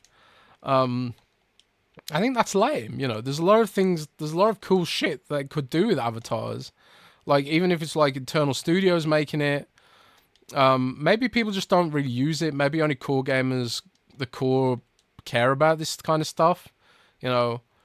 But I think the core are the people who inform sentiment. Like, for example, Jason Schreier's article today in Bloomberg, huge outlet. Bloomberg's a huge outlet. And when like people like Jason Schreier, who was probably partially inspired by the drama on social media about Xbox's strategy, he's put that in his, you know, very mainstream media website, and that opinion will percolate into the zeitgeist. So Microsoft can convince itself all the time, as much as they want, that the core doesn't matter, it's mostly about casuals and stuff. Well, the core influenced the media who influenced the masses, you know. When it, like, not Windows Central, but like someone like Bloomberg who has like a big audience, I think, hell yeah, that's going to influence people. Like, and it's going to influence those new users you want to get, and convince people that Microsoft isn't that serious about any of this. Whether you want to get them on PC, whether you want to get them on mobile, everything bad that's happening in console is going to reflect on Microsoft across its whole ecosystem. So yeah, I do think it's an issue. And if I was, you know, if I had a say, I would handle it a lot more delicately than Microsoft has right now. But you know, I don't have access to the full breadth of problems that Microsoft's dealing with to try and make all this shit happen. I'm not saying it's easy, and the industry is in a weird place. Like, you've seen publishers, every single publisher's had layoffs. The most successful publishers in the world have had layoffs right now. And I think, like, I don't think we can ignore that. I think it'd be negligent to ignore that fact that the whole industry is having this weird time right now. It'd be a disservice to the people who have been laid off to ignore that fact. But it just feels like there's a lot of low-hanging fruit that Microsoft could target to make Xbox fans feel at least a little bit wanted. You know, like a new achievement system. Or hell, there's got to be some backwards compatible games that you could get now you own Activision. There has to be some. Fucking give me Pitfall, for God's sake. Port some of the Atari games. Give me the Atari Activision games, for God's sake. Just give me something. Just give me something, Xbox. Oh, man. Just give us something, guys. But, yeah. I don't know. We'll see what happens. Thanks for that question, Silas. This is a good one. Logan Meyer says, Hey guys, hope all is well. Do you think we should get ports or remasters of StarCraft games or Warcraft games come to Xbox? What about Heroes of the Storm? I'd love to play those gems on console. I mean, yeah, that's exactly what I was talking about just now. Give us some of those older games, you know, port some of those games to Xbox. I wouldn't even mind if, like, you know, if Heroes of the Storm showed up on PlayStation as well. You know, at least the game would be revived in some way, and it would show that you at least care about the console audience in general. I think I don't think necessarily we would see StarCraft or Warcraft on console, but then again, we are getting Age of Empires Mythology on console, so I don't know. Maybe it could happen. I think Heroes of the Storm would be the best one to port because Diablo literally proves that a fixed camera perspective game with action abilities, it works with the controller. I've seen some people say like, "Oh, Heroes of the Storm would never work with a controller." I'm like, bro. Diablo literally works with a controller. Pokemon Unite is literally Heroes of the Storm with Pokemon, and that works with a controller. So don't tell me it doesn't work with a controller. I know damn well it would work with a controller. Just port the fucking game, guys. Port the game. Governor Grimm. There are tons of rumors floating around about the next-gen Xbox console being a hybrid Steam machine, portable Xbox Switch, traditional console. Which console variant would you prefer, and are there any variations you simply would not buy? I personally think it's going to be a traditional, powerful home console like the Xbox Series X, and then there'll be a handheld as well. I think Microsoft probably depreciates the Xbox Series S or just keeps selling it as a super cheap option. But I think what we're gonna see is a replacement of the Series X and a replacement. Well, I suppose the Series. This is weird though because the handheld is probably going to be more expensive than the Series S. But I think the Series S is the sort of 1080p machine that kind of replaces the Series S. But yeah, I don't think we see a Series S-like console next gen. But we'll see. We'll see, man.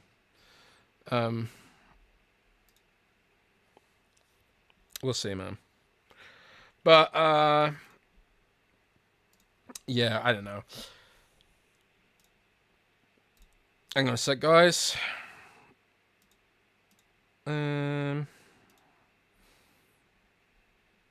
AJH says, Jez, hear me out. The Coalition and Rocksteady making a Spawn game with Rocksteady would World City with the grotesque aesthetic of Gears.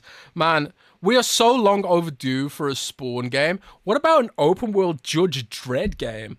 Partner with Rebellion for the Judge Dredd IP and have Rebellion work with Playground and Ninja Theory to make the ultimate open world Judge Dredd game. Maybe Judge Dredd's not popular enough outside of the UK, but I have no idea why Rebellion, who own the Judge Dredd IP, does nothing with it.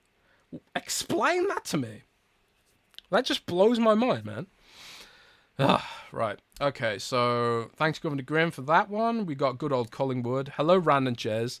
So on the weekend, the Xbox Era crew got together in person for the first time, and John gave Arsel, I've probably pronounced his name wrong, Jesse and Nick a banquet of typical British fare, sweets, cakes, cookies, light tea time food.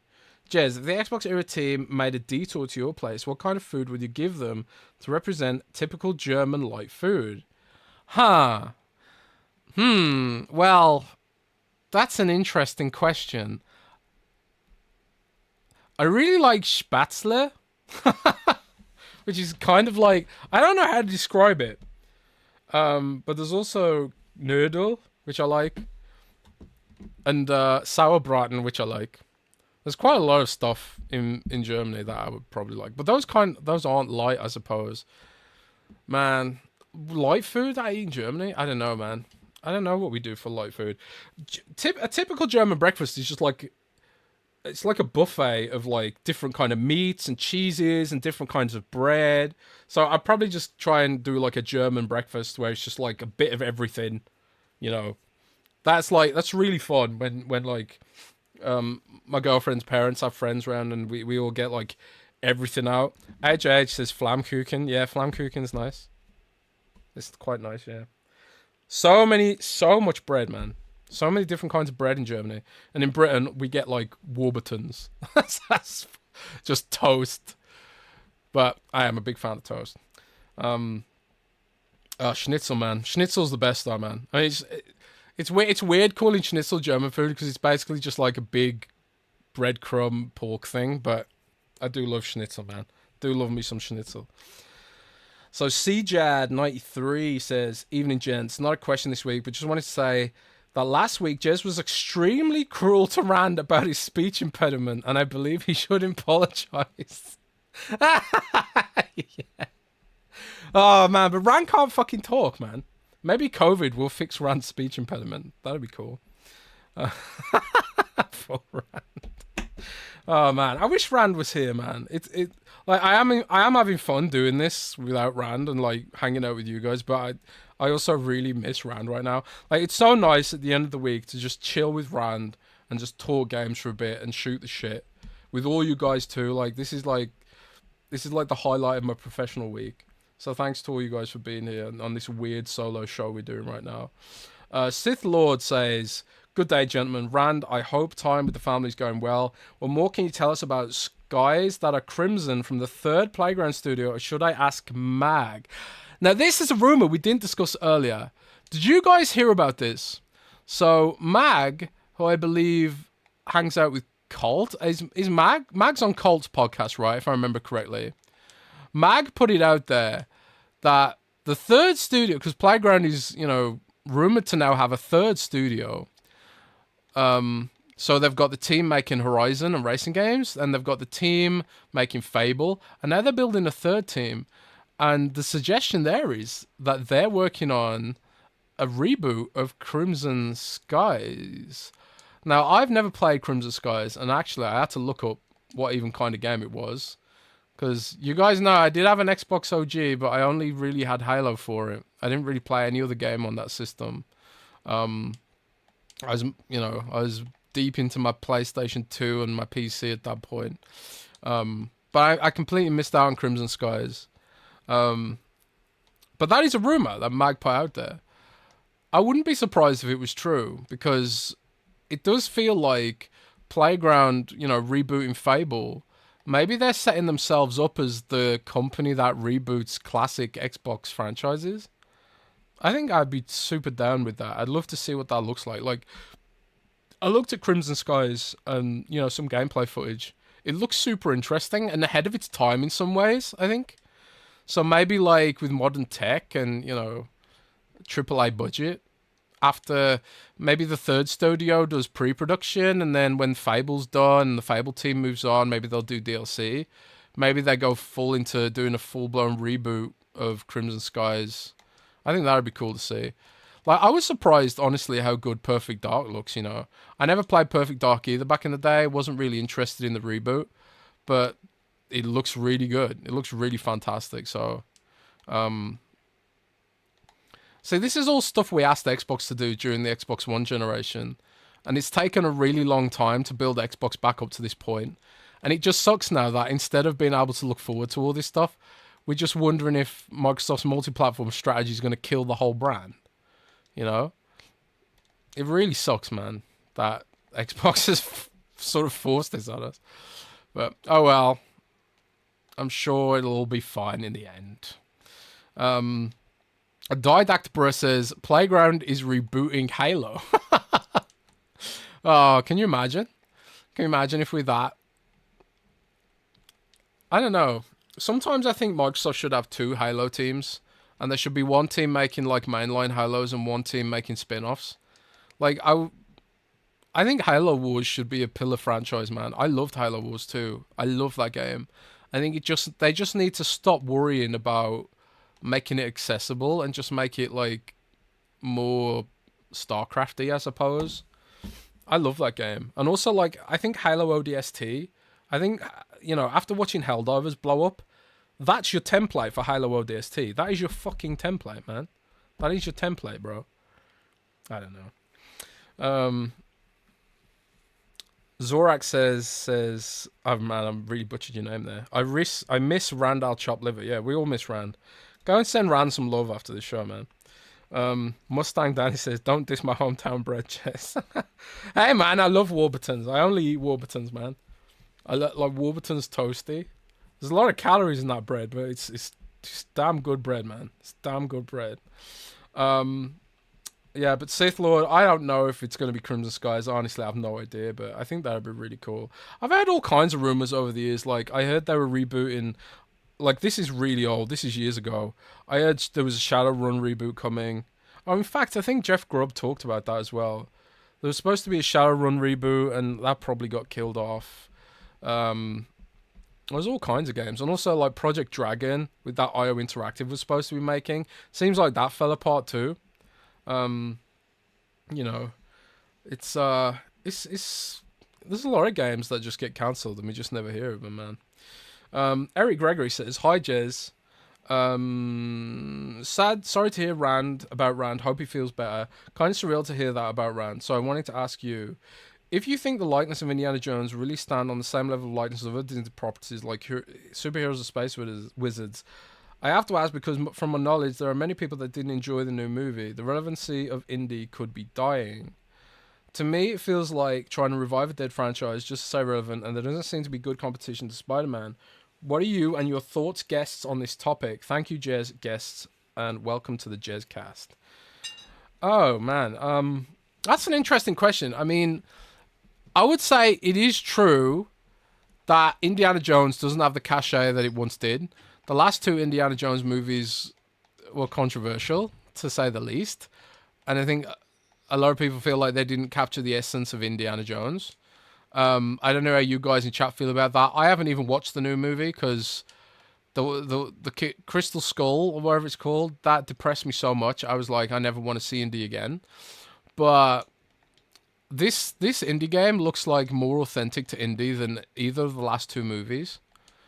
I think just I think it's a bit like what Disney's doing with Star Wars. They don't have a clue what to do with it, or they can't deliver what people expect those properties to be. But for whatever reason, it seems Machine Games really, really, really gets it. I don't know. But we'll see how it all pans out. I mean, it could end up being terrible, but one thing I have been told is that Indiana Jones' story really holds up, and it's really good. Like, it's one of the best aspects of it, so I'm pretty excited for that. But on the topic of it not being as popular as Spider-Man, yeah, it definitely isn't.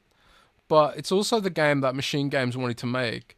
So I think, like, the fact that Machine Games just sat there and like, we want to make an Indiana Jones game because we know Indiana Jones and we really want to do this justice. I think it's better that it's a game that they know they want to make as a collective, rather than a game that based on a more popular IP that maybe they don't care about so much. So like they have to pitch that to Disney, like with Blade and Arcane. And they were like, oh, Disney was like, oh, wow, this is actually really good. This could be really popular. Seems like you guys really get it and stuff like that. But if Microsoft went with a sort of cynical pitch for, like, I don't know, a more popular hero, say Iron Man or something, and the studio didn't really care about Iron Man that much, even though Iron Man's more popular, I think that it would result in a lesser game, you know? I think the people have to really care about the IP to really make these things happen. I think we just have to, you know, appreciate what we get, I suppose. But I do think, like, it would be really cool if Microsoft landed one of those bigger franchises. You know, I think Blade is probably, again, not as big as a Spider-Man, or maybe even not even as big as an indie. But, you know, maybe Microsoft will buy Warner Brothers and they'll get Batman. Who knows? Oh, man, can you imagine? That was a good question, man. A Didactbro says the Wu-Tang game. Yeah, there's supposed to be a Wu-Tang game. I leaked that a while ago. We haven't seen anything of it. I haven't heard that it's cancelled, but I haven't heard that it's still alive either, so I guess we just have to wait and see. And now we've got Forderbrand. Forderbrand, thanks for the question, buddy. And I hope to see you on Fallout 76 or Diablo in the future. Hi, fellas. Hope you're having a good day today. Rand, I really hope you feel better, man. Remember, lots of rest. If there's one IP you would want Xbox to revive into a multi-game franchise, not multiplayer, multi-game, what would they be and why? Thanks and have a good week. And you guys can answer this too. If there's one IP you want Xbox to revive into a multi-game franchise, what would it be? For me, I really want them. I mean, I know this isn't this probably isn't a multi-game franchise, but I really wanted to revive Heroes of the Storm. I mentioned that earlier. I think Heroes of the Storm is incredibly wasted, but there has been some signs of hope recently. Like they've been patching the game's balance again recently, quite a lot, like every few months. I thought that was kind of weird to see them start doing that again, and it's kind of like, why would they be patching the game if they were done with it? But hey, you never know. Never know. I don't know. That's hard. That's always a hard question. IP want Xbox to revive into a full multi-game franchise. So got some in the chat that are good ideas. Prototype's a good one. I wouldn't mind seeing Singularity come back. Like, now they own Singularity. Now they purchased Activision. Singularity was such a great game. So underrated, so unfairly overlooked. It had a great story. It had really cool, unique mechanics, and it had really tight gunplay. Really loved Singularity. It was on the 360.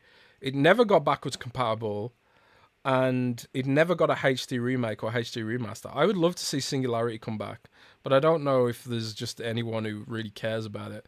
Some of these suggested chats. Saul says Cameo. South Mole says Prototype. Zaman says Grandia. I thought Grandia was coming back. Isn't there like a HD remake of Grandia coming? I'm sure I saw that. Unless I'm going crazy. Shadowrun. A lot of people saying Shadowrun. Viva Pinata. True Crime and Vigilante 8. Yeah, True Crime is one I often see people talk about. Project Gotham. Arcade racing, but right track racing as opposed to open world. I think that'd be cool. You could do Forza Project Gotham maybe. Bring back Rise of Nations, Quantum Break. Oh yeah, actually, yeah, fucking Quantum Break. Can we not get Quantum Break 2? South Mole asks, why is Space Marine not backwards compatible? Yeah, why isn't Space Marine backwards compatible? I'll tell you why, probably. They're probably going to do a HD re-release and make a bunch of money on it. And also Moses with the 199 super chat. Thank you so much. I want Battlefield and Halo to be good again. You and me both, brother. Well, I don't care so much about Halo, but man, I really want Battlefield to be good again. I tried playing Battlefield 2042 recently, and I just can't, man. It's just so bad. It's so fucking bad. I don't know why that game, how they messed that game up so much. I want a new Battlefront, man. I'd rather, like, Battlefront 2 was so good, so damn good. It's such a shame the way some of this stuff has gone over the years. Yeah, I don't know. Mech Assault Warrior made by Gunfire, do it Microsoft. I think Mech Assault and Mech Warrior would be cool, but thankfully Armored Core's sort of carrying the torch.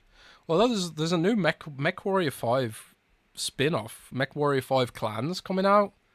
That game has such a weird name because it's like it's a standalone game, but it's not a DLC, but it's called Mech Warrior 5. That's really weird and confusing, man.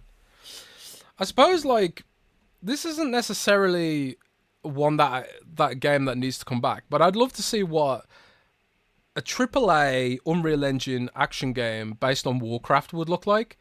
But at the same time, I feel like maybe they don't want to do that because it would make the MMO look really bad. Can you imagine if they came up with an Unreal Engine Warcraft game and it looked gorgeous, and then trying to go back to the MMO after playing that? It'd probably like burn your eyes, man. RDX Son of Fett, thank you so much for that. Canada Bucks, I think. Is that Canada Bucks? Canada dollars? Thank you so much, man. What happened to This is about bringing great exclusives where Game Pass exists when they bought Bethesda? That was not so long ago. So tired of the moving goalposts. Yeah, the messaging has been really inconsistent. You know, Microsoft was out there defending exclusivity on Starfield, saying this was about making exclusives, and now we're in this situation.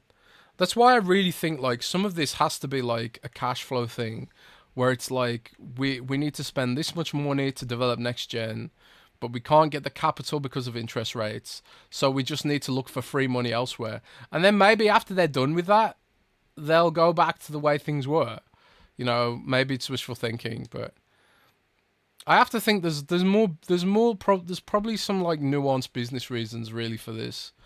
But maybe it's just the state of the industry, and maybe Sony will follow suit eventually. You know, they already followed on PC, and Helldivers would make so much money on Xbox. It would make so much fucking money on Xbox, and I don't think it would hurt PlayStation because according to most analysis, most Helldivers players are on PC anyway.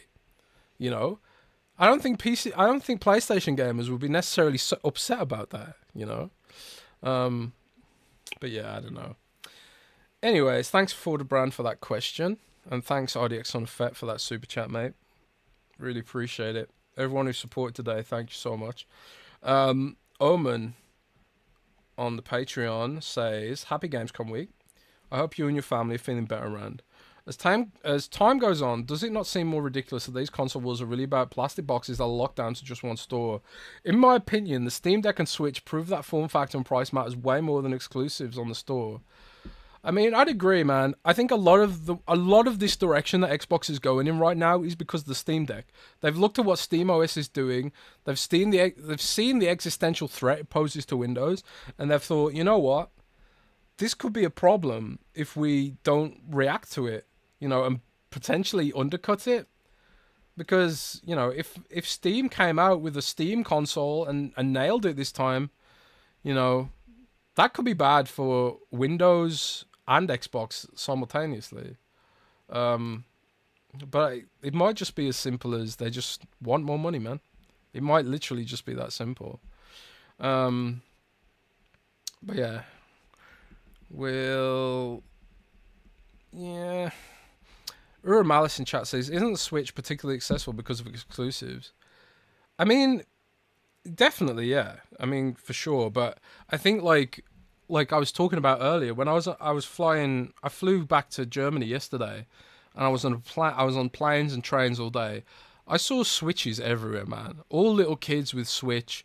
They're like the perfect kind of console to get for your kid. Like, instead of getting them like a TV in their bedroom and a console, you get them a device that already has a TV attached to it. So I think the form factor does have a big role to play in that.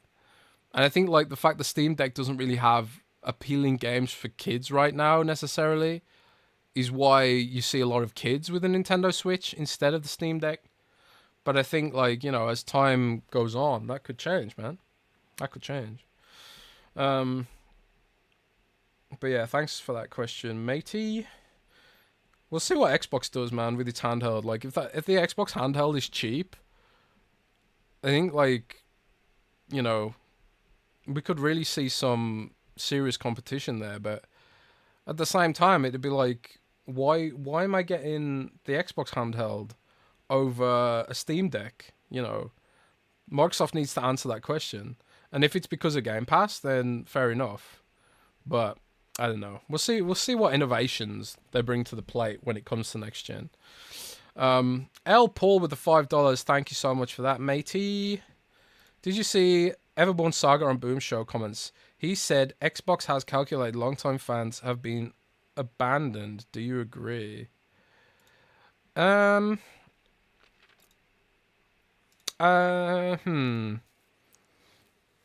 don't know if they've been abandoned. And I think the fact that Xbox is working really hard to make sure our Xbox libraries carry forward to the next console, even though they're making a new operating system, as I expect.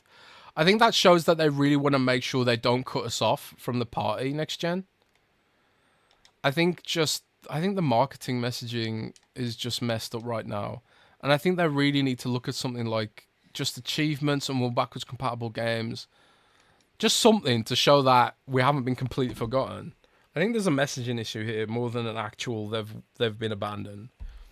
But yeah, I don't know.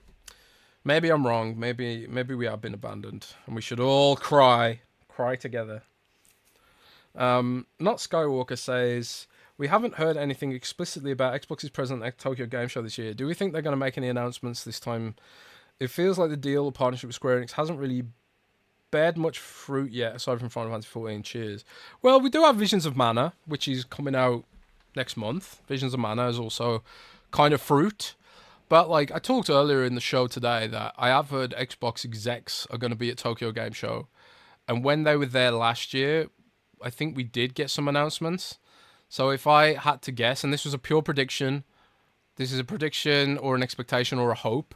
I hope that we get Phil on stage, Square Enix, or Sarah Bond on stage, or Matt Booty, Square Enix, announcing Final Fantasy 16 for Xbox and Final Fantasy 7 and Pixel Remasters for Xbox. That would be my hope. But we'll see what happens. I have heard there is going to be some Xbox things at Tokyo Game Show. Maybe they're just there for business reasons, not to announce anything to the public. But we'll see. We'll see about that.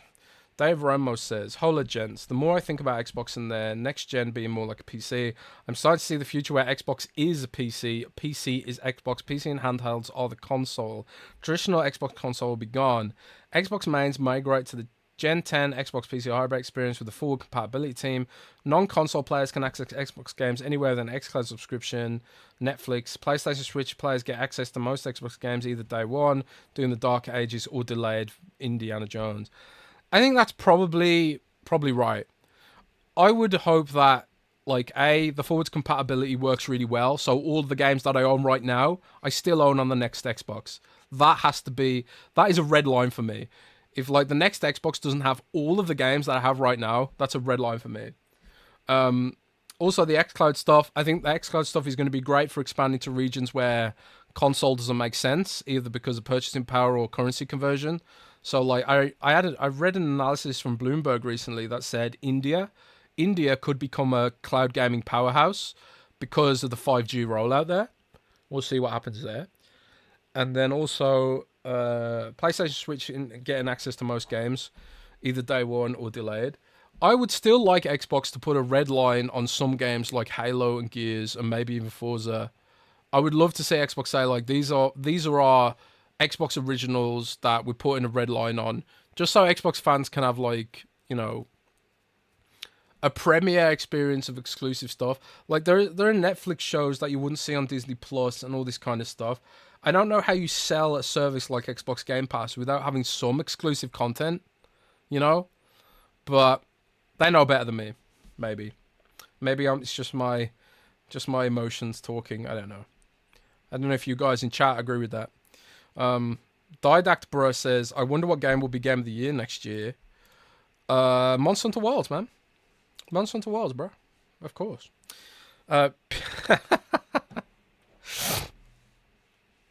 Yeah. So, Pure Shooter on Patreon says, "My question is, if we think the next Xbox will be a pure PC in the sense that it's a Steam machine, thereby running PC versions of all games going forward and previously, but could be powerful enough to emulate Xbox One, Xbox 360 versions of console games for backwards compatibility to preserve digital library access. In this sense, would you only lose access to games that you purchased on Xbox Series S and X that weren't cross-gen?" No, Pure Shooter, I think all of the games that are available on Xbox Series S and X today are going to be fully compatible on the next Xbox. That's my belief. I don't know for sure, but if Microsoft doesn't do that, I think they're insane. I think the next Xbox has to run everything we've got now. They put the gold standard on compatibility, and I think if they don't give us that full slate of compatibility, just to chase this imaginary PC hybrid console, that's when they lose the audience. If you're telling us that, like, you know, we want to make this PC hybrid console because PC gamers want it, and then cut off the people who made the console what it is today, and those are the customers, then that's a fucking red line. So, no, I think we get everything, and we should expect and we should demand everything on the next-gen consoles. But that's a great question, and, you know, it represents its concern about this whole platform. Microsoft really needs to nail the messaging on what this is from a technological standpoint, because the idea of a PC console hybrid is complicated, right? It has to be all preserved. Everything we own right now has to be preserved, man. Corey C says, "The last Indiana Jones with Shia LaBeouf sucked, but the last one was okay. Maybe I should just watch the last one and bite the bullet and then talk about it next week." Golden Arms PR says, "Visions of Mana is next week." Oh my god, is it next week already? Jesus. Well, hopefully I'll be playing Visions of Mana sometime in 2026 after I finish Persona 5. Oh my god, I'm never going to play it, am I? I'm just stuck in Diablo Purgatory forever now. Like, as soon as I finish up with, like, Diablo, they're dropping the expansion, and I'll be playing that. And I'm supposed to be playing World of Warcraft as well. Like, how am I supposed to play all these games? And, like, there's so much service games in my life. There's just so much stuff. Right. Sierra11 Kevin says, "Hi, Jez and Rand. I hope you are starting to feel better. More of a comment this week. So this is a comment from Sierra11 Kevin, who says, I've grown tired of listening to backlash directed at Microsoft on their multi-platform strategy. No matter what they say, they will never win. Announcing Indiana for PS5, people say Microsoft doesn't care about Xbox first party. If they wait to announce Indy to PS5 in the spring, then comments would be Game Pass isn't sustainable. Good point. Like if they announced, if they did announce Indiana Jones at launch, people would say, oh, they've done it because Game Pass isn't sustainable. For the love of everything holy, we're getting these games day one on Game Pass, and this includes the top series from the past 20 years with Call of Duty. If Xbox will eventually lose third parties and drastically change Game Pass, then I would change to PC or PS5, whatever. Right now, I have a ton of games to play and easy access with Game Pass to play them. Want to have a conversation about the business strategy? Absolutely. It's very interesting. But being emotionally outraged, saying Phil should step down or something would improve, worrying about their multi-platform strategy seems like wasted energy. I tend to agree with most of that. You know, I think Xbox does have a duty to reassure people that their investments in the platform aren't going to be wasted, that they are still in the game and that they want to be in the game. That, like, you know, like stuff I said about earlier, like this idea that the Xbox One is still relevant to the console footprint, that puts like a burden on developers. But then again, I'm sure Xbox will come back and argue, well, developers develop for all sorts of GPUs on PC and stuff like that, and maybe it's not as big a deal as people like to make out. But I do think there's like, my issue is not the strategy; it's always been the messaging and the way it's presented. Personally, for me, because I think even if people are getting outraged sometimes, and I do think it's a waste of energy if you do get mad about this too much. But I think it's also valid if people do, because people have been burned by big companies before, and people shouldn't always trust big companies. So, I feel you, man. I feel you. I feel everyone's opinion on this. But sorry, I do have one question. When will Microsoft bring their most sought-after IP to the PS5, the Xbox controller, asymmetrical sticks for life? You know, since the PlayStation supports Bluetooth, right? Does the PlayStation support Bluetooth, or am I going mad? Well, I think PlayStation's a little bit more open with its hardware, at least, than Xbox is. Like, Xbox requires developers to put a security chip in their stuff, which is why there's not very many wireless third-party controllers at the moment, although that is changing gradually. I saw Razer now does a wireless Xbox third-party controller, and I think GameSir does as well. GameSir G7 controller, by the way, very good for a third-party controller. But yeah, I love the Xbox controller, man. I can't ditch it. Although I do hope that the next one has some kind of haptics in it. I think that'd be cool. So RDX Son of Fett with the $7, 7 Canada bucks, says, this would be much easier to deal with if it wasn't in the middle of a gen. Like, too much has changed and none of it was communicated to us. I agree, man. It's all messaging. And, trying to really nail that messaging has been the issue so far for me. But I don't know. We'll see. And finally, we have Nerds and Other Legends. No question, just a comment. I don't like this case-by-case style answer from Xbox. I prefer less ambiguous, honest answer like, the Xbox hardware business is no longer our main focal point. We'll continue to offer option based on consumer interest, but moving forward, we'll refocus our efforts on publishing our software and services across multiple endpoints. Very straightforward and a message that empowers consumers to make informed decisions. Clearly, development decisions are not made on a case-by-case basis. I mean, I agree. I would like more transparency. I disagree that the hardware isn't a focus anymore. I think they're investing a lot in next-gen hardware, for example. I think that they've just come to the reality that Xbox and PlayStation install bases are locked, because everyone who's locked in digitally, not even the games they own, like their save files. Like, people don't want to give up their save files, man. Like, people wouldn't even switch to Epic Game Store when they're offering free games, even though the launcher is free. Like, people switching from PlayStation to 5 to Xbox. Like, I know you get these fanboys on Twitter who say, like, oh, I've sold my Xbox and I bought a PlayStation. That's rare, man. Like, most people just don't do that. They just stay where they are. That's why the PS4 is still, like, a huge platform. Most people are just like, whatever, I'll just play COD and Fortnite on my PS4 in perpetuity. Service games and mobile has changed user habits to some degree. But yeah, I don't know. But I do agree that there does need to be more transparency, and that consumers deserve at least some transparency so they can make informed decisions. I think that's why I think like if they just said these games are definitely never going to PlayStation and have a brand around that, I think that would work best. But then I think Xbox would say something like, "Oh well, it just sets us up to break other promises in the future" or something. I don't know. I don't know, but this is why I don't run a multi-billion-dollar company and I make YouTube videos. But those were all the Patreon questions, guys. Good on Collingwood with one more $5. Thanks, mate. Will you be like Will Smith at the end of Independence Day and say, I can get used to this? Yeah, maybe. I don't know. I'm already used to it, man. I don't mind if things go multi-platform for me. I think if more people get to play things, the better. My issue has always been, how does this affect the health of the platform and that kind of thing? Oh, you mean the Lone Wolf podcast? Yeah, maybe. I mean, I've quite enjoyed today. It's been quite fun. I'm missing my buddy Rand, and it's always nice when Rand's here because I can slack off and just play a game the whole show. But nah, it's been fun, man. I mean, managed to get some gaming in, answered some questions. You guys, the support's been amazing, and hopefully Rand's back to normal next week, and we can get the show going back to our old schedule and all that kind of stuff. And who knows what's gonna happen next week? Maybe more crazy stuff pops off, and we have more rumors and stuff to talk about and all that kind of stuff. But yeah, I think I'm gonna wrap it up there now. I really appreciate you guys. Of course, as usual, you can subscribe to us on Patreon, patreon.com/XB2, and also drop in on manscaped.com with the checkout code XB2, again, to get 20% off and free shipping across everything.